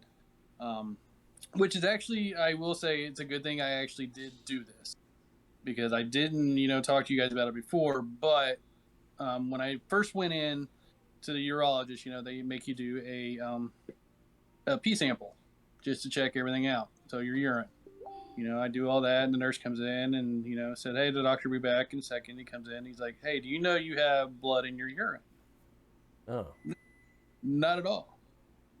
So, he's like, "Well, we're going to talk about what you came in for, the whole child and everything else." Spank Bank, yeah. Yeah. So, I mean, You're not going to suck the fun out of this conversation now, are you? I'm going to go all medical terms on you guys just to ruin it, so it makes it better. But yeah, so I did have to get some procedures done, MRI, to find out, I did have some spots on my kidneys. They said they were benign, so I didn't have anything to worry about there. So, but then, I had to do the cup. They give you a cup, take it home, and say, here, with all these instructions of what you got to do, and you got to have it to the lab within the hour, and it has to stay, basically room temperature. You can't get too hot, too cold. And I'm sitting there in the hospital waiting room, with the brown bag, like, yeah. But I'm confused. You talked about giving a urine sample. What was in this cup? Oh, the cup that I had to take home? Yeah. That I had to make a deposit into the cup to check the swimmers and make sure everything is good. So. Oh, yeah. you had to spank into a cup. Yeah. So good time. Was that fun? No, not at all. No. Because you're doing it into a. Yeah, you're doing it into a cup, and like I said, there's all these instructions you got to follow, and yeah. So you're there. not- You're there playing with your tallywhacker, and you have to read the instructions while you're playing with your tallywhacker. No, I read them before. Oh. But then you gotta. But then what if you forget? You have to go about- back and read them in the middle of playing with your tallywhacker. After I put it in the bag, I'm like, all right, what do I got to do next? So you took your girlfriend into the bedroom and let her make a deposit for you in the cup, or help you make a deposit. No. No, you can't do that. Can't do that at all. Why can't you? Can't because it'll tamper with the sample. So no oral or no vaginal, nothing. You got to do it on your own, and yeah. I mean, what about what is like the hand lotion on her hand bad? No, you can't even do any of that. You got to have clean It has hands. to be full DNA just for you. That's it. Exactly. You can't use her palm. It had to be your palm. Exactly. Can't tamper with the evidence. So while you were playing with your tallywhacker and reading the instructions, did you also have like a magazine or like maybe view porn going on or something, or OnlyFans or? Nope. It was basically just hey, tap into the Spank Bank as Justin said, and just hurry up and get the job done. Man, there's people that get paid to do that, and you just did it for fun. I did it for medical reasons, not fun. So when you went in there when you're sitting in the hospital and your paper bag and you know what's in your paper bag, were you like getting paranoid, like you smoked some bad weed or something, and everybody knows I got sperm in my bag? No, but I mean, most people are probably thinking, wonder which one he's got. Does he got the poo in the bag, or has he got the sperm in the bag? So yeah. Let's see Dustin up there both. laughing his ass off. So what do you got on that, Dustin? All I hear is, does he have poop in the bag, or sperm in the bag, or blood in the bag, or who knows what's in the bag? Has anybody been to the Spank Bank before? Like, gotten paid for this? Justin? I tried to. Yeah. You tried to? In my in my 20s, I was really hurting, and friends and me, we always joked about going up there, and I actually did. Not with them. You seem ashamed of this. You didn't go together? There was no we No, arrived in a whole car going together, or? No, we ended up going, but like we ended up finding out later that we went separately. Like it was like that ended up being a good idea, huh? Like how you like round in like the corner of like, hey, remember we were talking about going to the sperm bank to get money? Be like, yeah, and it's like, yeah, well, it wasn't a bad idea, was it? And then you're like, wait a minute, is this person telling me he went or is planning on going? So like I found out sometime later that this person had gone and I had gone, but I don't think either of us got paid for it. Mine was not viable, quote unquote. I don't understand. Does that mean you not have swimmers, or? I guess so. I don't know. I don't know. They told me my Johns. They told me my Johns aren't worth money. Your Johns. Oh God, Johns. We're gonna get to John here in a second, but I need. We have to. I need to hear about this Spank Bank wisdom you've got for everybody. I mean, what do they give you? Is there like big screen TVs? Or like no, nothing. Just kind of like what Tony's saying. You're not supposed to, confuse anything. You're just supposed to go in there, produce your very clinical. Supposed to go in there, produce your sample. Like it's not something magazines, you do. No nothing. No, it's not something you do in like a sexy way to them. Like it's like strictly like focused. It's like just like he's going there to have a kid. It's like they're not thinking about how you're gonna have fun doing it. I don't know how else to put it, but like it's just like. Yeah, like that is not fun. It's almost like Old Testament, like. So all the stories we hear about, you go in there and they give you magazines, like a TV with porn on. Yeah, I've seen movies. I've seen movies, and for the most part, they use it for comedy's sake, I guess. But there's nothing funny about it. It's actually stupid. And I was supposed to go back again after like I wore boxers for a couple months, and I just didn't because of that whole experience. And I was like, I don't need to find out again that I don't have swimmers. Oh my! They're just It comes down to the Spank Bank. I always think of the movie Road Trip. I mean, you get the 2 fingers and. I mean, yeah. I That's not true. that's not true. Damn. I only got 1 finger. That's not true. Oh damn! So you found out your John don't spit? I guess so. Yeah, or it doesn't spit viably. Man. That's what I say to like. So you hear that, ladies that are out there going to Gloucester City to see Justin play music. He ain't got no swimmers. He got no swimmers. Protection necessary. Nothing. Ride it bareback, baby. That While brings watching new the word to the Batman. moon. Backman or Brokeback Mountain. Jump that, John. Jump that, Oh, John. Want me to John. read you what John means? What are John you is talking the about, John? Yeah, what's John? Andy, are you ready for John? Oh, I know what John is. I know ready? what John is. Are I'm Tony and ready. I saying it right? John. John. John. Jawn. John. So Spawn's the John. So Hey, what? John. What is? Go ahead and read this to us. Okay, John is a slang term local to the Philadelphia, Delaware Valley metropolitan area. John is a context-dependent substitute noun, a noun that substitutes for any other noun. John can be singular or plural. It refers to a thing, place, person, or event instead of a specific name. For example, these Johns are expensive. Or my John don't swim. My John don't spit. Yeah, his John don't spit. Apparently, Well, it does. No, you know, it well, does. Tony went and I can played still with his paint. John. Tony went and played with his John. Yeah. He went to the John. Yeah. This shirt Hey, Tony, is my how'd it John. go? This is my John. This shirt. Yeah. Yeah, that's a nice John. Yeah. Yeah, Tony, how did it go down at the John the other day? Yeah.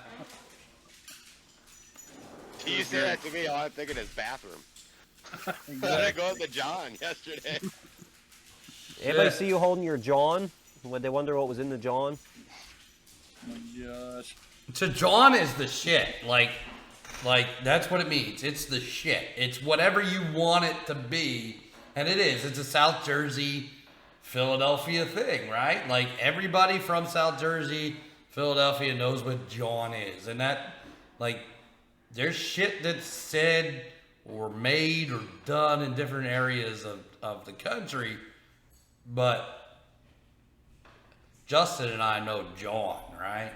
See, this is all Right. coming full circle for me. When Philadelphia actually won the Super Bowl in US Bank Stadium in Minnesota here, I was up in Minneapolis, and I heard a lot of that John stuff, and I had no idea what the hell anybody was talking about. John, baby. But you can tell now that I know, hey, they're all Philly fans, of course. I mean, they're wearing Eagle jerseys and stuff, but, you know, it's coming full circle now. Now I understood what they were saying, and Yeah, that's my John. Eagles are my John. I heard that a lot, and I'm like, what the hell are you talking about? They're your football team. Yeah. Or like somebody's wearing a jersey, and he's like, yo, that motherfucking jersey's John. I gotta tell you. Yeah. You know? It's like, oh, thanks, man. It's whatever the fuck you really like. I know Justin read the definition, but it's whatever the fuck you want it to mean. Yeah. It's like supercalifragilisticexpialidocious or whatever. Yeah. So you're going to say it to somebody, and everybody's going to take it a different way. Yeah. That's my John. But it's always like a good thing. It's a hyped up. It's a or it could be, yeah, it's never negative, right? It's never like, man, that shit I took was a John. Like that's not No. that doesn't work, right? Like it's always a hyped up, positive energy vibe. Like I said, I heard it a lot up in Minneapolis that weekend, or that night, and I'm like, it's all coming true to me now. Damn Pretty straight. much one like, of two. Pretty much one of two words that group of people you saw are willing to speak. So, you know, like that's Yeah. one of the two main things you hear a lot. Besides cheesesteak, or fuck. you know, that's it. Yeah, you got fuck, you got jaw, and you got cheesesteak. That's like the Yeah. fucking Philadelphia, Delaware Valley kind of thing. Yeah, Let me yeah. ask- Fuck my John. Fuck, that cheesesteak sucked. It was not a John. Is this like There you go. all over Philly, or is it like a South Philly? You know. No, Or it's over? all Philly, South Jersey. If you like, Justin and I come from South Jersey, but we call ourselves from Philly because we're so damn close, right? Like, I was a 15-minute ride to the city over the bridge.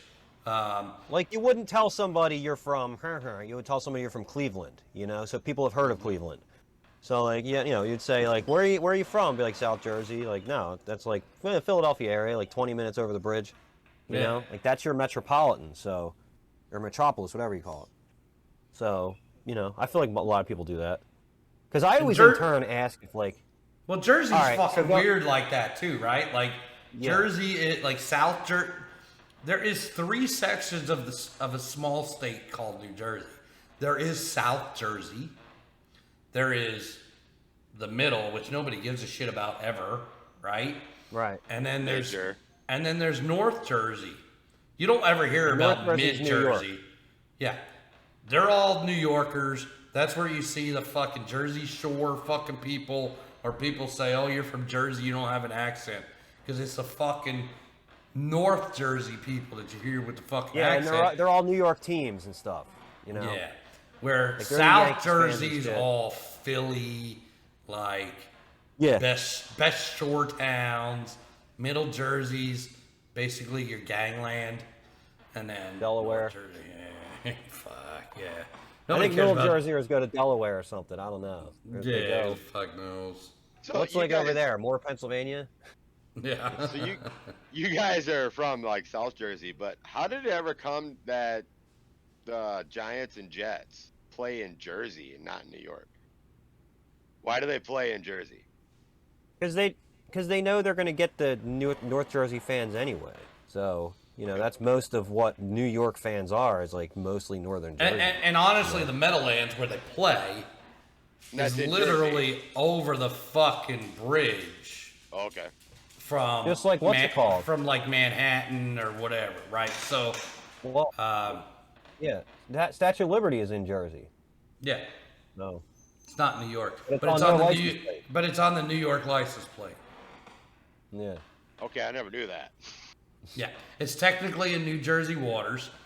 Yeah, you've got sports teams, but here's what I don't understand about the sports teams, and we're gonna get back to John here in a second.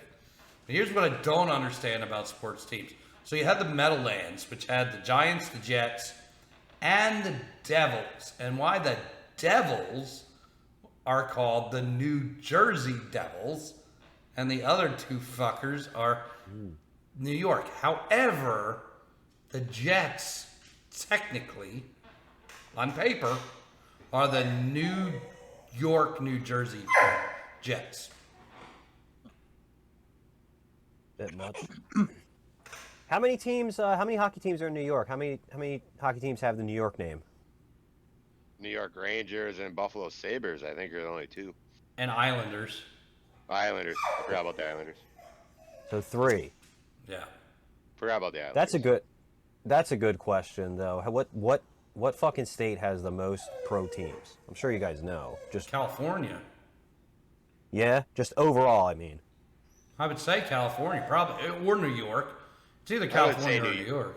Yeah, I would say either one of them 2, just because, like, for both California and New York, would be like you have an AL and an NL team, you have an AFC and an AFC team. I mean, they're even there. I guess it comes down to the point, like, what other kind of. But there's technically only one football team that plays in New York. But they're classified as New York. Right. right. But yeah. like you look at you look at just go by baseball for an example with California. You've got Anaheim, Los Angeles, Oakland, San Francisco, San Diego. That's 5 I thought of off the top of my head. Am I missing one? I don't think you're missing any. For what sport? For baseball. Giants, Padres, Dodgers. Angels. Well, Dodgers used to be in New York, right? A's. How year was that? Dodgers Dod- were in New York. They were the Brooklyn Well, Dodgers. well, actually, then so were technically the Giants were too. Yep. Yeah, they Giants moved were to as well. San Fran, you said? Yep. Which a lot of teams Yeah. have moved. I mean, like the Minnesota Twins were actually the Washington. No, I can't remember. Senators. I mean, teams move all okay. the time, but I mean, if you want to talk about teams moving, how about the Raiders? I mean, you gone to Oakland, to St. L.A. back to Oakland. now you know, Vegas. hell yeah. They I mean, moved $100 million. You look at teams moving. I mean, that's the one that comes up to me. But with that, I mean, I would say like just hearing Andy just name off 5 baseball teams from California. But I think it comes down to the other sports as well. I mean, California has what, one hockey team? No, they got the Anaheim? Kings, the Oh, Ducks, LA Kings, Ducks.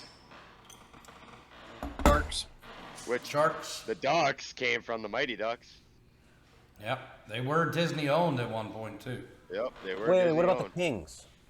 Kings are in LA? Kings are in LA, the Ducks and San Jose Sharks.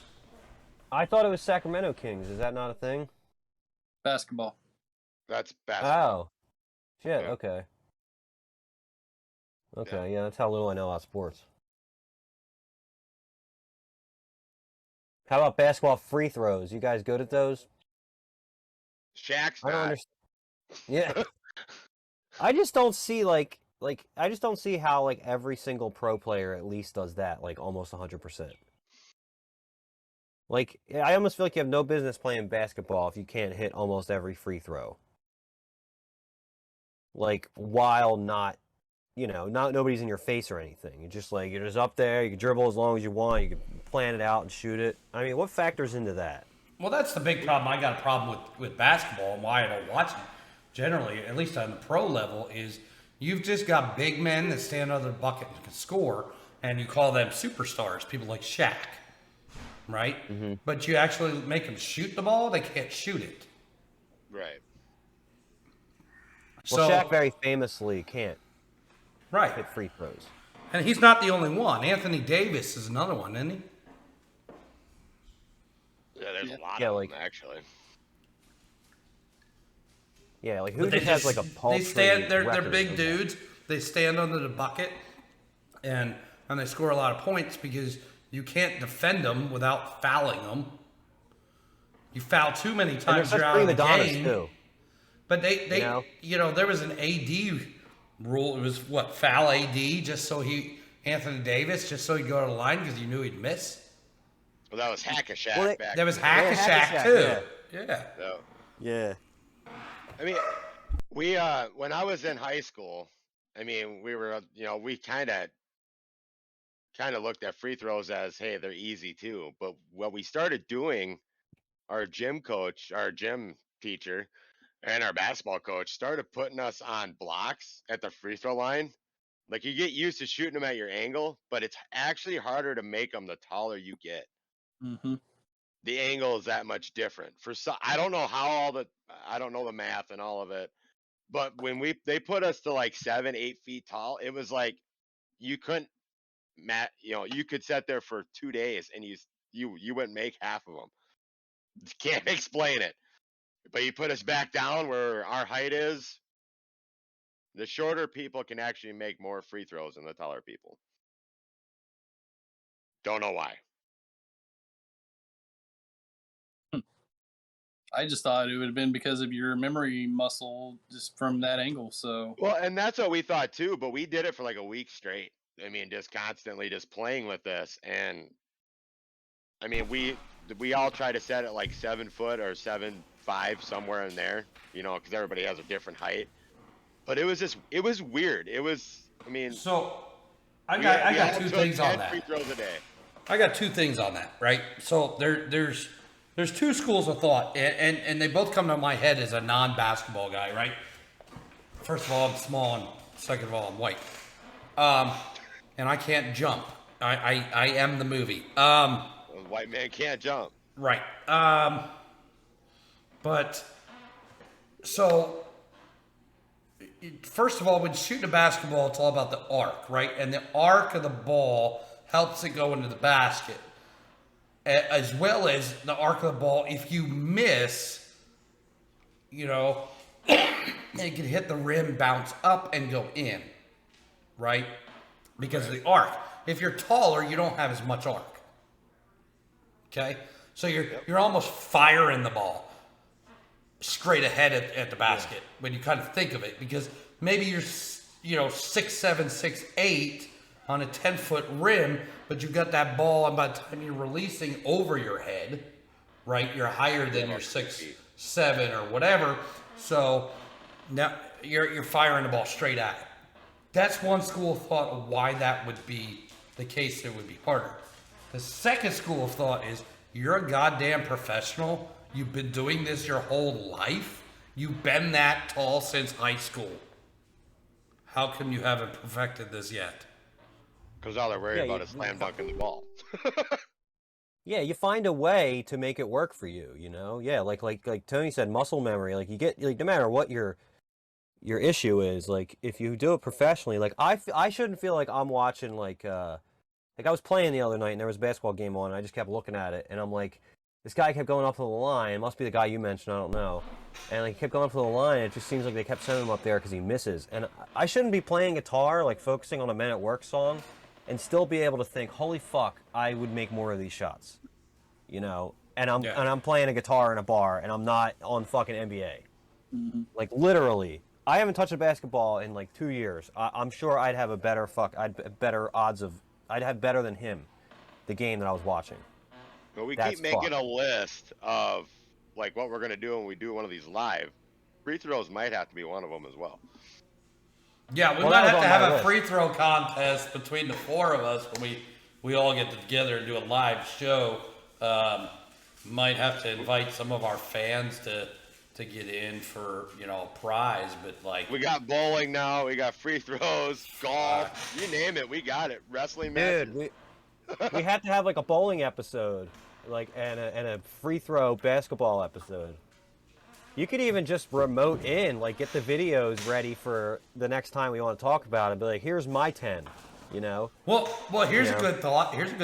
What when we decide to do a live show all together, everybody together, and I don't know if Dustin's gonna make it, but Justin, July 4th weekend, I got a conglomerate coming to my house.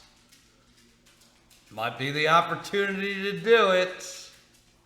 Oh yeah. We could possibly do it. You know, Dustin's the furthest.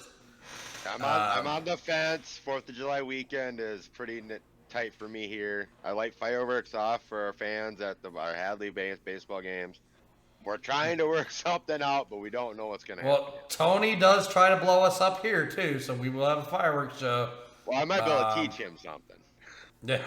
So, that would be a like good one. one. The head guys, though, in this. We could have, you know, we could have a Roman candle fight if we had that. Lot of rockets.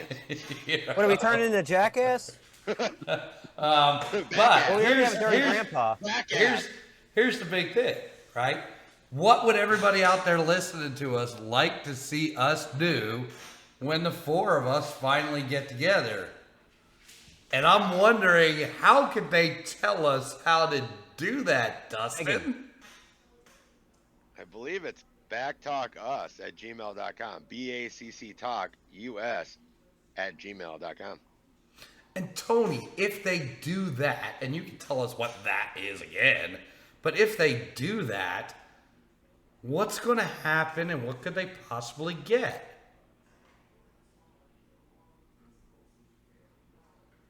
Who are you talking to? Tony. Oh, sorry, you guys froze for a moment. I didn't hear my name. We're gonna get this. I was like, hopefully he wasn't talking to me. I thought he said that. Yeah, they're gonna get Andy's shirt. If you do, you know, give us some comments or whatever, you could also win one of the lovely T-shirts that Andy is wearing right now. A Tits Up T-shirt. Tits Up T-shirt. And how would they win that? Justin. Me? Yeah, I'm seeing if you guys are paying attention. Yeah. There's a Dustin and Justin. and like I just wasn't sure. But I only said me because I knew you asked Dustin the first question, so you wouldn't go back to him. So how would they win one of anyway. these fabulous T-shirts? They should email us, BACCtalkUS. It's BACCtalkUS at gmail.com. And they should tell us what we should do if we ever get together live in the same room. Heck yeah, it's. I don't know. I don't know if I want to hear this from these fans. Who knows what they're gonna make us try to do? Well, let's just try to come up with all the worst ones so we're not surprised, and then they feel less original bringing it up. What do you think? I mean, Clearly, somebody's going to tell us But to in have a an way, orgy. it'd be Yeah, there's gonna be an orgy. There's gonna be a, Dildo who takes the worst one for the team? Who takes who takes the dildo the deepest? Yeah, You know. yeah. But Justin, Or you'd butt. like that, wouldn't you? Me? Yeah.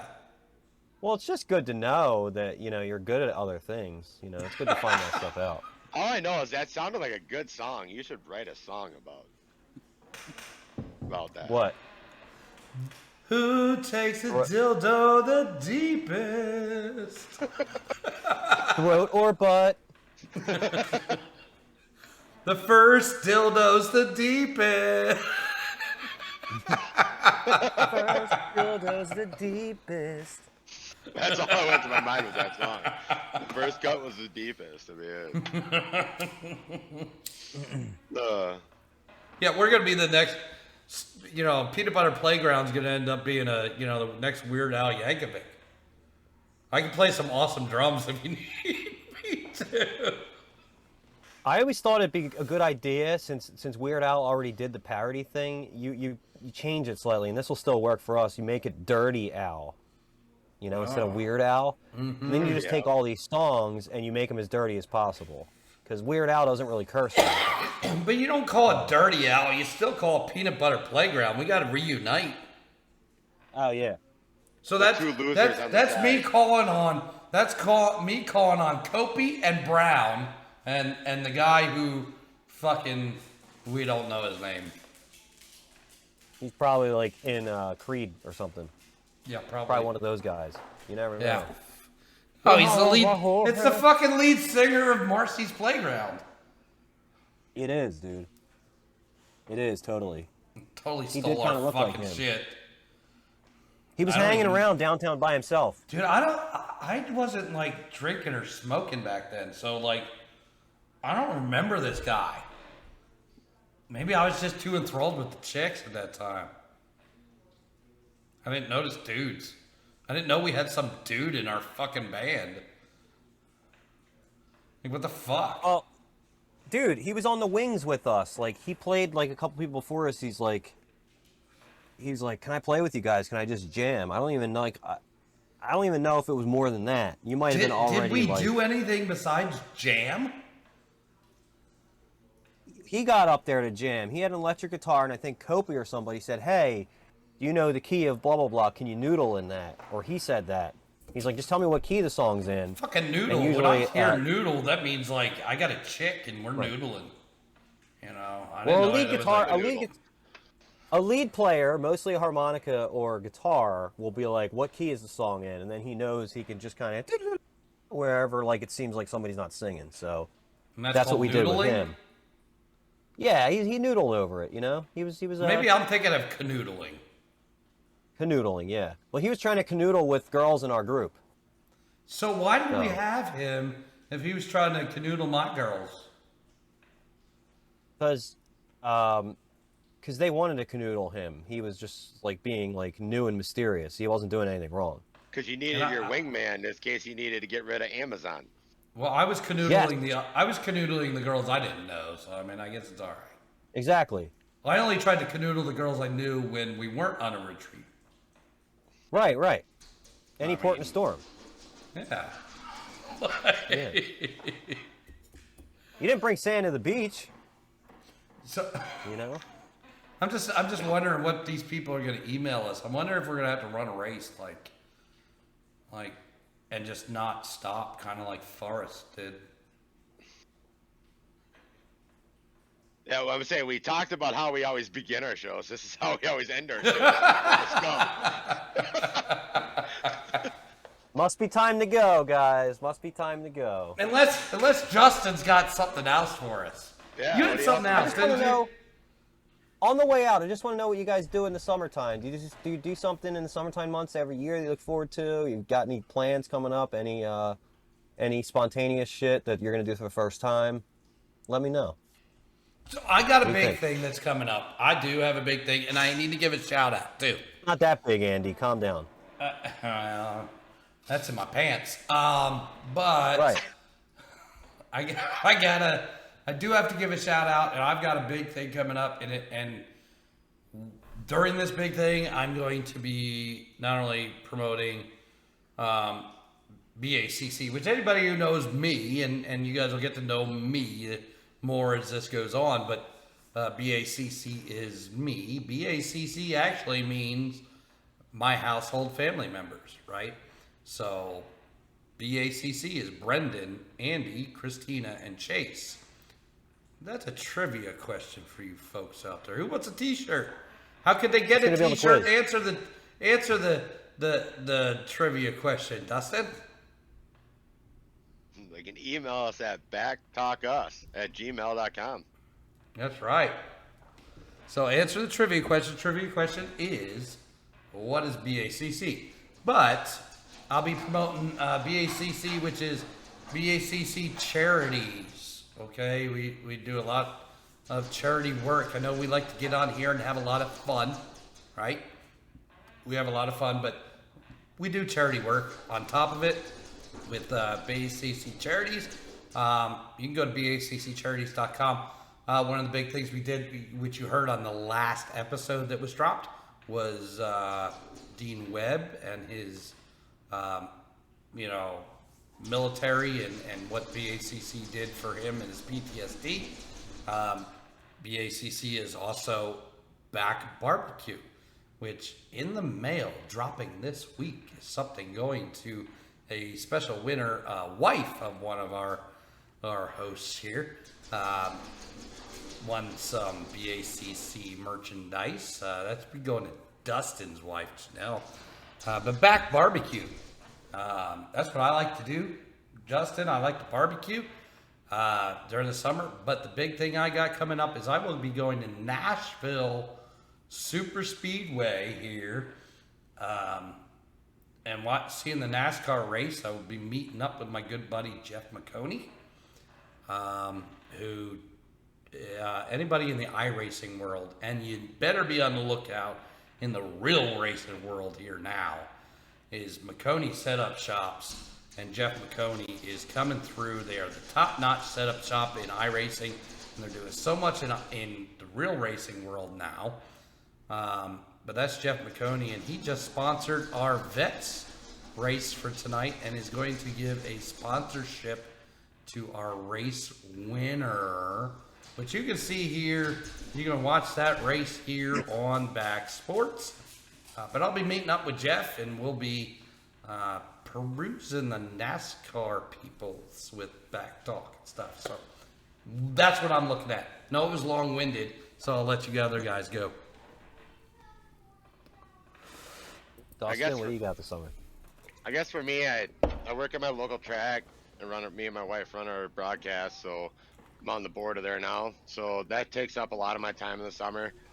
I mean, the kickoff to end the summer, we go down to Boone, Iowa for Boone Nationals, IMCA Super Nationals. Great event. That was our first time we've ever been there. Was last year. We've had 4 horsemen at Boone.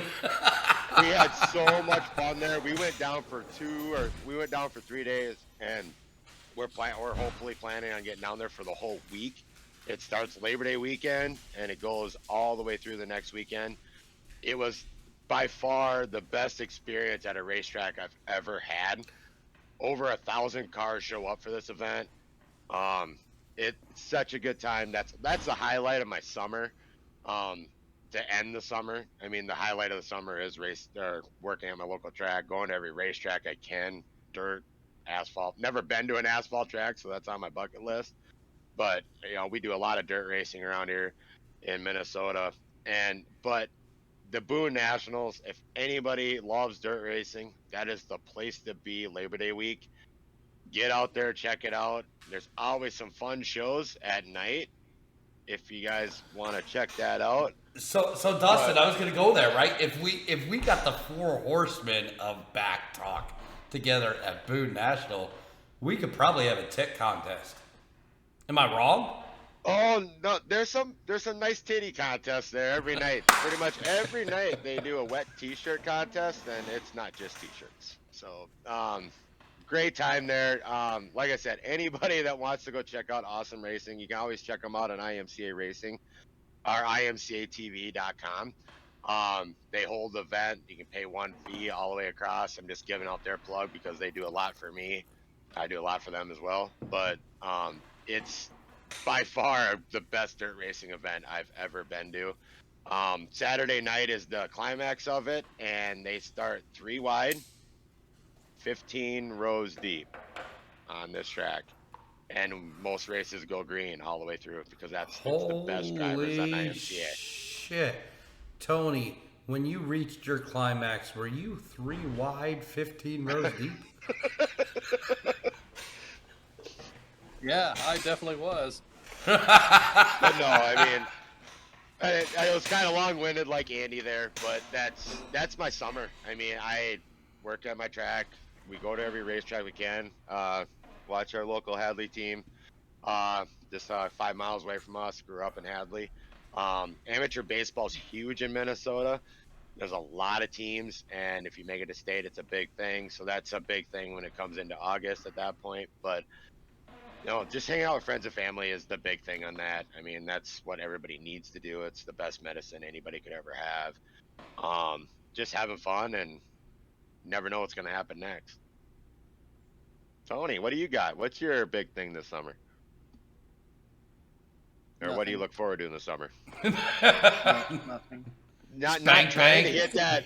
Not trying to hit that hole in one that you're always after. Yeah, he's going on the he's going on the golf trip I was banned from for kicking dude's ass. Yep, I am doing that. So yeah, I have the golf trip coming up this summer. I do play a lot of golf in summer. One goal is, always to beat Andy, which will never happen because I swing on the wrong side of the ball, as he always says. So, But do you ever even come close to beating me? No. I do occasionally, but it never happens. So what's your hole, like what's your 18 hole like stroke record? What's your best round? That's what I'm trying to say there. That you've ever hit. What's your best round you've ever hit? Or what's your average, I guess is what I should say. What do you what's your goal? Oh, my average. Well, my average sucks, so I'm way up there. I ain't even gonna lie. He's a triple That's right. digit. I've done it. Yeah, I've done it 96. So I mean, that's my best round, which sucks, but still, hey, it's all right for me. I average around that area. So. Andy? I have shot a 77. And in 9 holes. In 9 holes, everybody. I did shoot a 77. It was weird because I didn't know I was doing it. Right? You know how many times you're in the game and you're like, oh, I got to get this, because usually 90 is what I'm shooting for because it's bogey golf. Yeah. And I had no idea I was that low until hole 18. And hole 18, actually, I looked at the scorecard and I go, if I par this, I par the back 9. The worst thing you can do is add up your score while you're golfing, so you're doing the right thing there. Yeah. So I just go, I was out there playing, and then next thing you know, I banned from next year because I kicked dude's ass. But, whatever. So, Tony, what else besides a golf trip are you looking forward to this summer? Catching some baseball. Me and the son, we go to a couple games a year. So, and now I have the granddaughter. She's growing up and actually running around doing stuff. So I get to spend more time with her now that she actually talks to me. Because I guess I'm just, scary looking and didn't want to talk to anybody. That's how most people, say I am. I'm just So now I'm confused. He said granddaughter. Yeah, he just went to the Spank Bank because he's trying to have kids. Oh man, I shouldn't have mentioned that.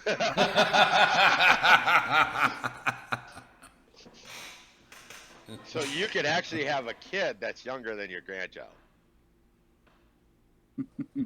And if you ask him, that's the plan.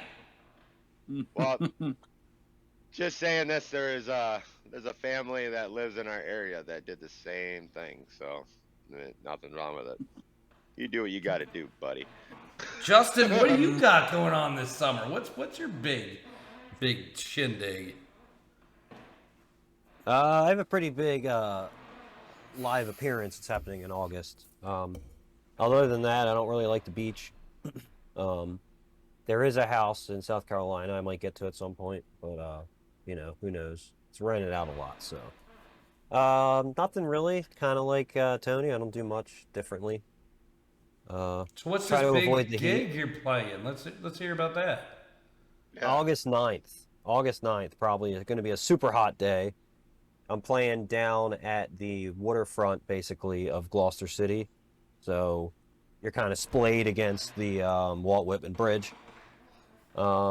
Nice place. They do concerts there every Tuesday throughout the summer, every other Tuesday. So they got me to open up for somebody. And the person I'm opening up for, duo. And I looked them up, and they worked with, like, Bowie and shit. So no small thing. Who are you opening up for? Duo. I can't remember. Yeah, a duo. Just a duo. It's a duo of somebody, but it's not the name. Yeah. Right. Now, I'll look it up for you real quick. The city. So what you're saying is the four horsemen of BACC Talk need to ascend on Gloucester City on August what? August 9th. Rogers and Butler I'm opening up for. Hmm. So. Isn't that Maybe cool? we Rogers have and to- Butler. Look.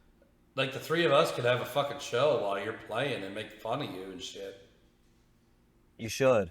You definitely should, because I'm worthy of that. Well, it sounds like we all have some pretty fun summers planned. Anybody else yeah. go? Anybody else going on a Long big story. run at all, or run Forrest run? Run? Run, Forrest, run. I don't think I could run coast to coast. I'd probably die. I think Tony would too. I think we all would. I mean, shit. Tony's John don't work. Back to the John. Ah, John. I I'm love gonna it. start using that around here. People are gonna look at me like I'm crazy. You need to start. We need to bring the John full circle around the country now. So we want everybody out there using John, and we're going to use it 1,200 times a show now. How's that? We're going to use it definitely at least once. So Andy, are you gonna keep the counter for 12? Yeah. We're gonna put up a John counter for next week. Well, I think on that, John.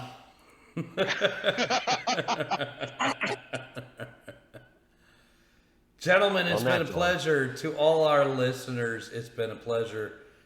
Shout outs today. Brad Hunt, Jeff McConey, McConeySetupShops.com. Hey, check him out. He's got some cool shirts. Go buy a fucking shirt because he's doing a lot for the veterans of TDR. So go buy a McConey Setup Shop shirt. Why not? He's going to be big in iRacing. Get one now. Or he's going to be big in NASCAR. Get one now before you can. So get that. Tony, do we have results of your swimmers? No. I mean, I have like results, but they don't mean a thing because I don't understand them. So I actually haven't talked to the doctor yet. So hopefully this week. So I guess maybe I can update next week. All right. Dustin, last words, buddy. Nah, just everybody have a great Memorial Day weekend, and we cannot wait for the next show, and hope you guys enjoyed this one. And like I said, everybody have a safe and happy Memorial Day weekend, and have fun with your family and friends, and thanks to all the veterans out there. Tony, last words.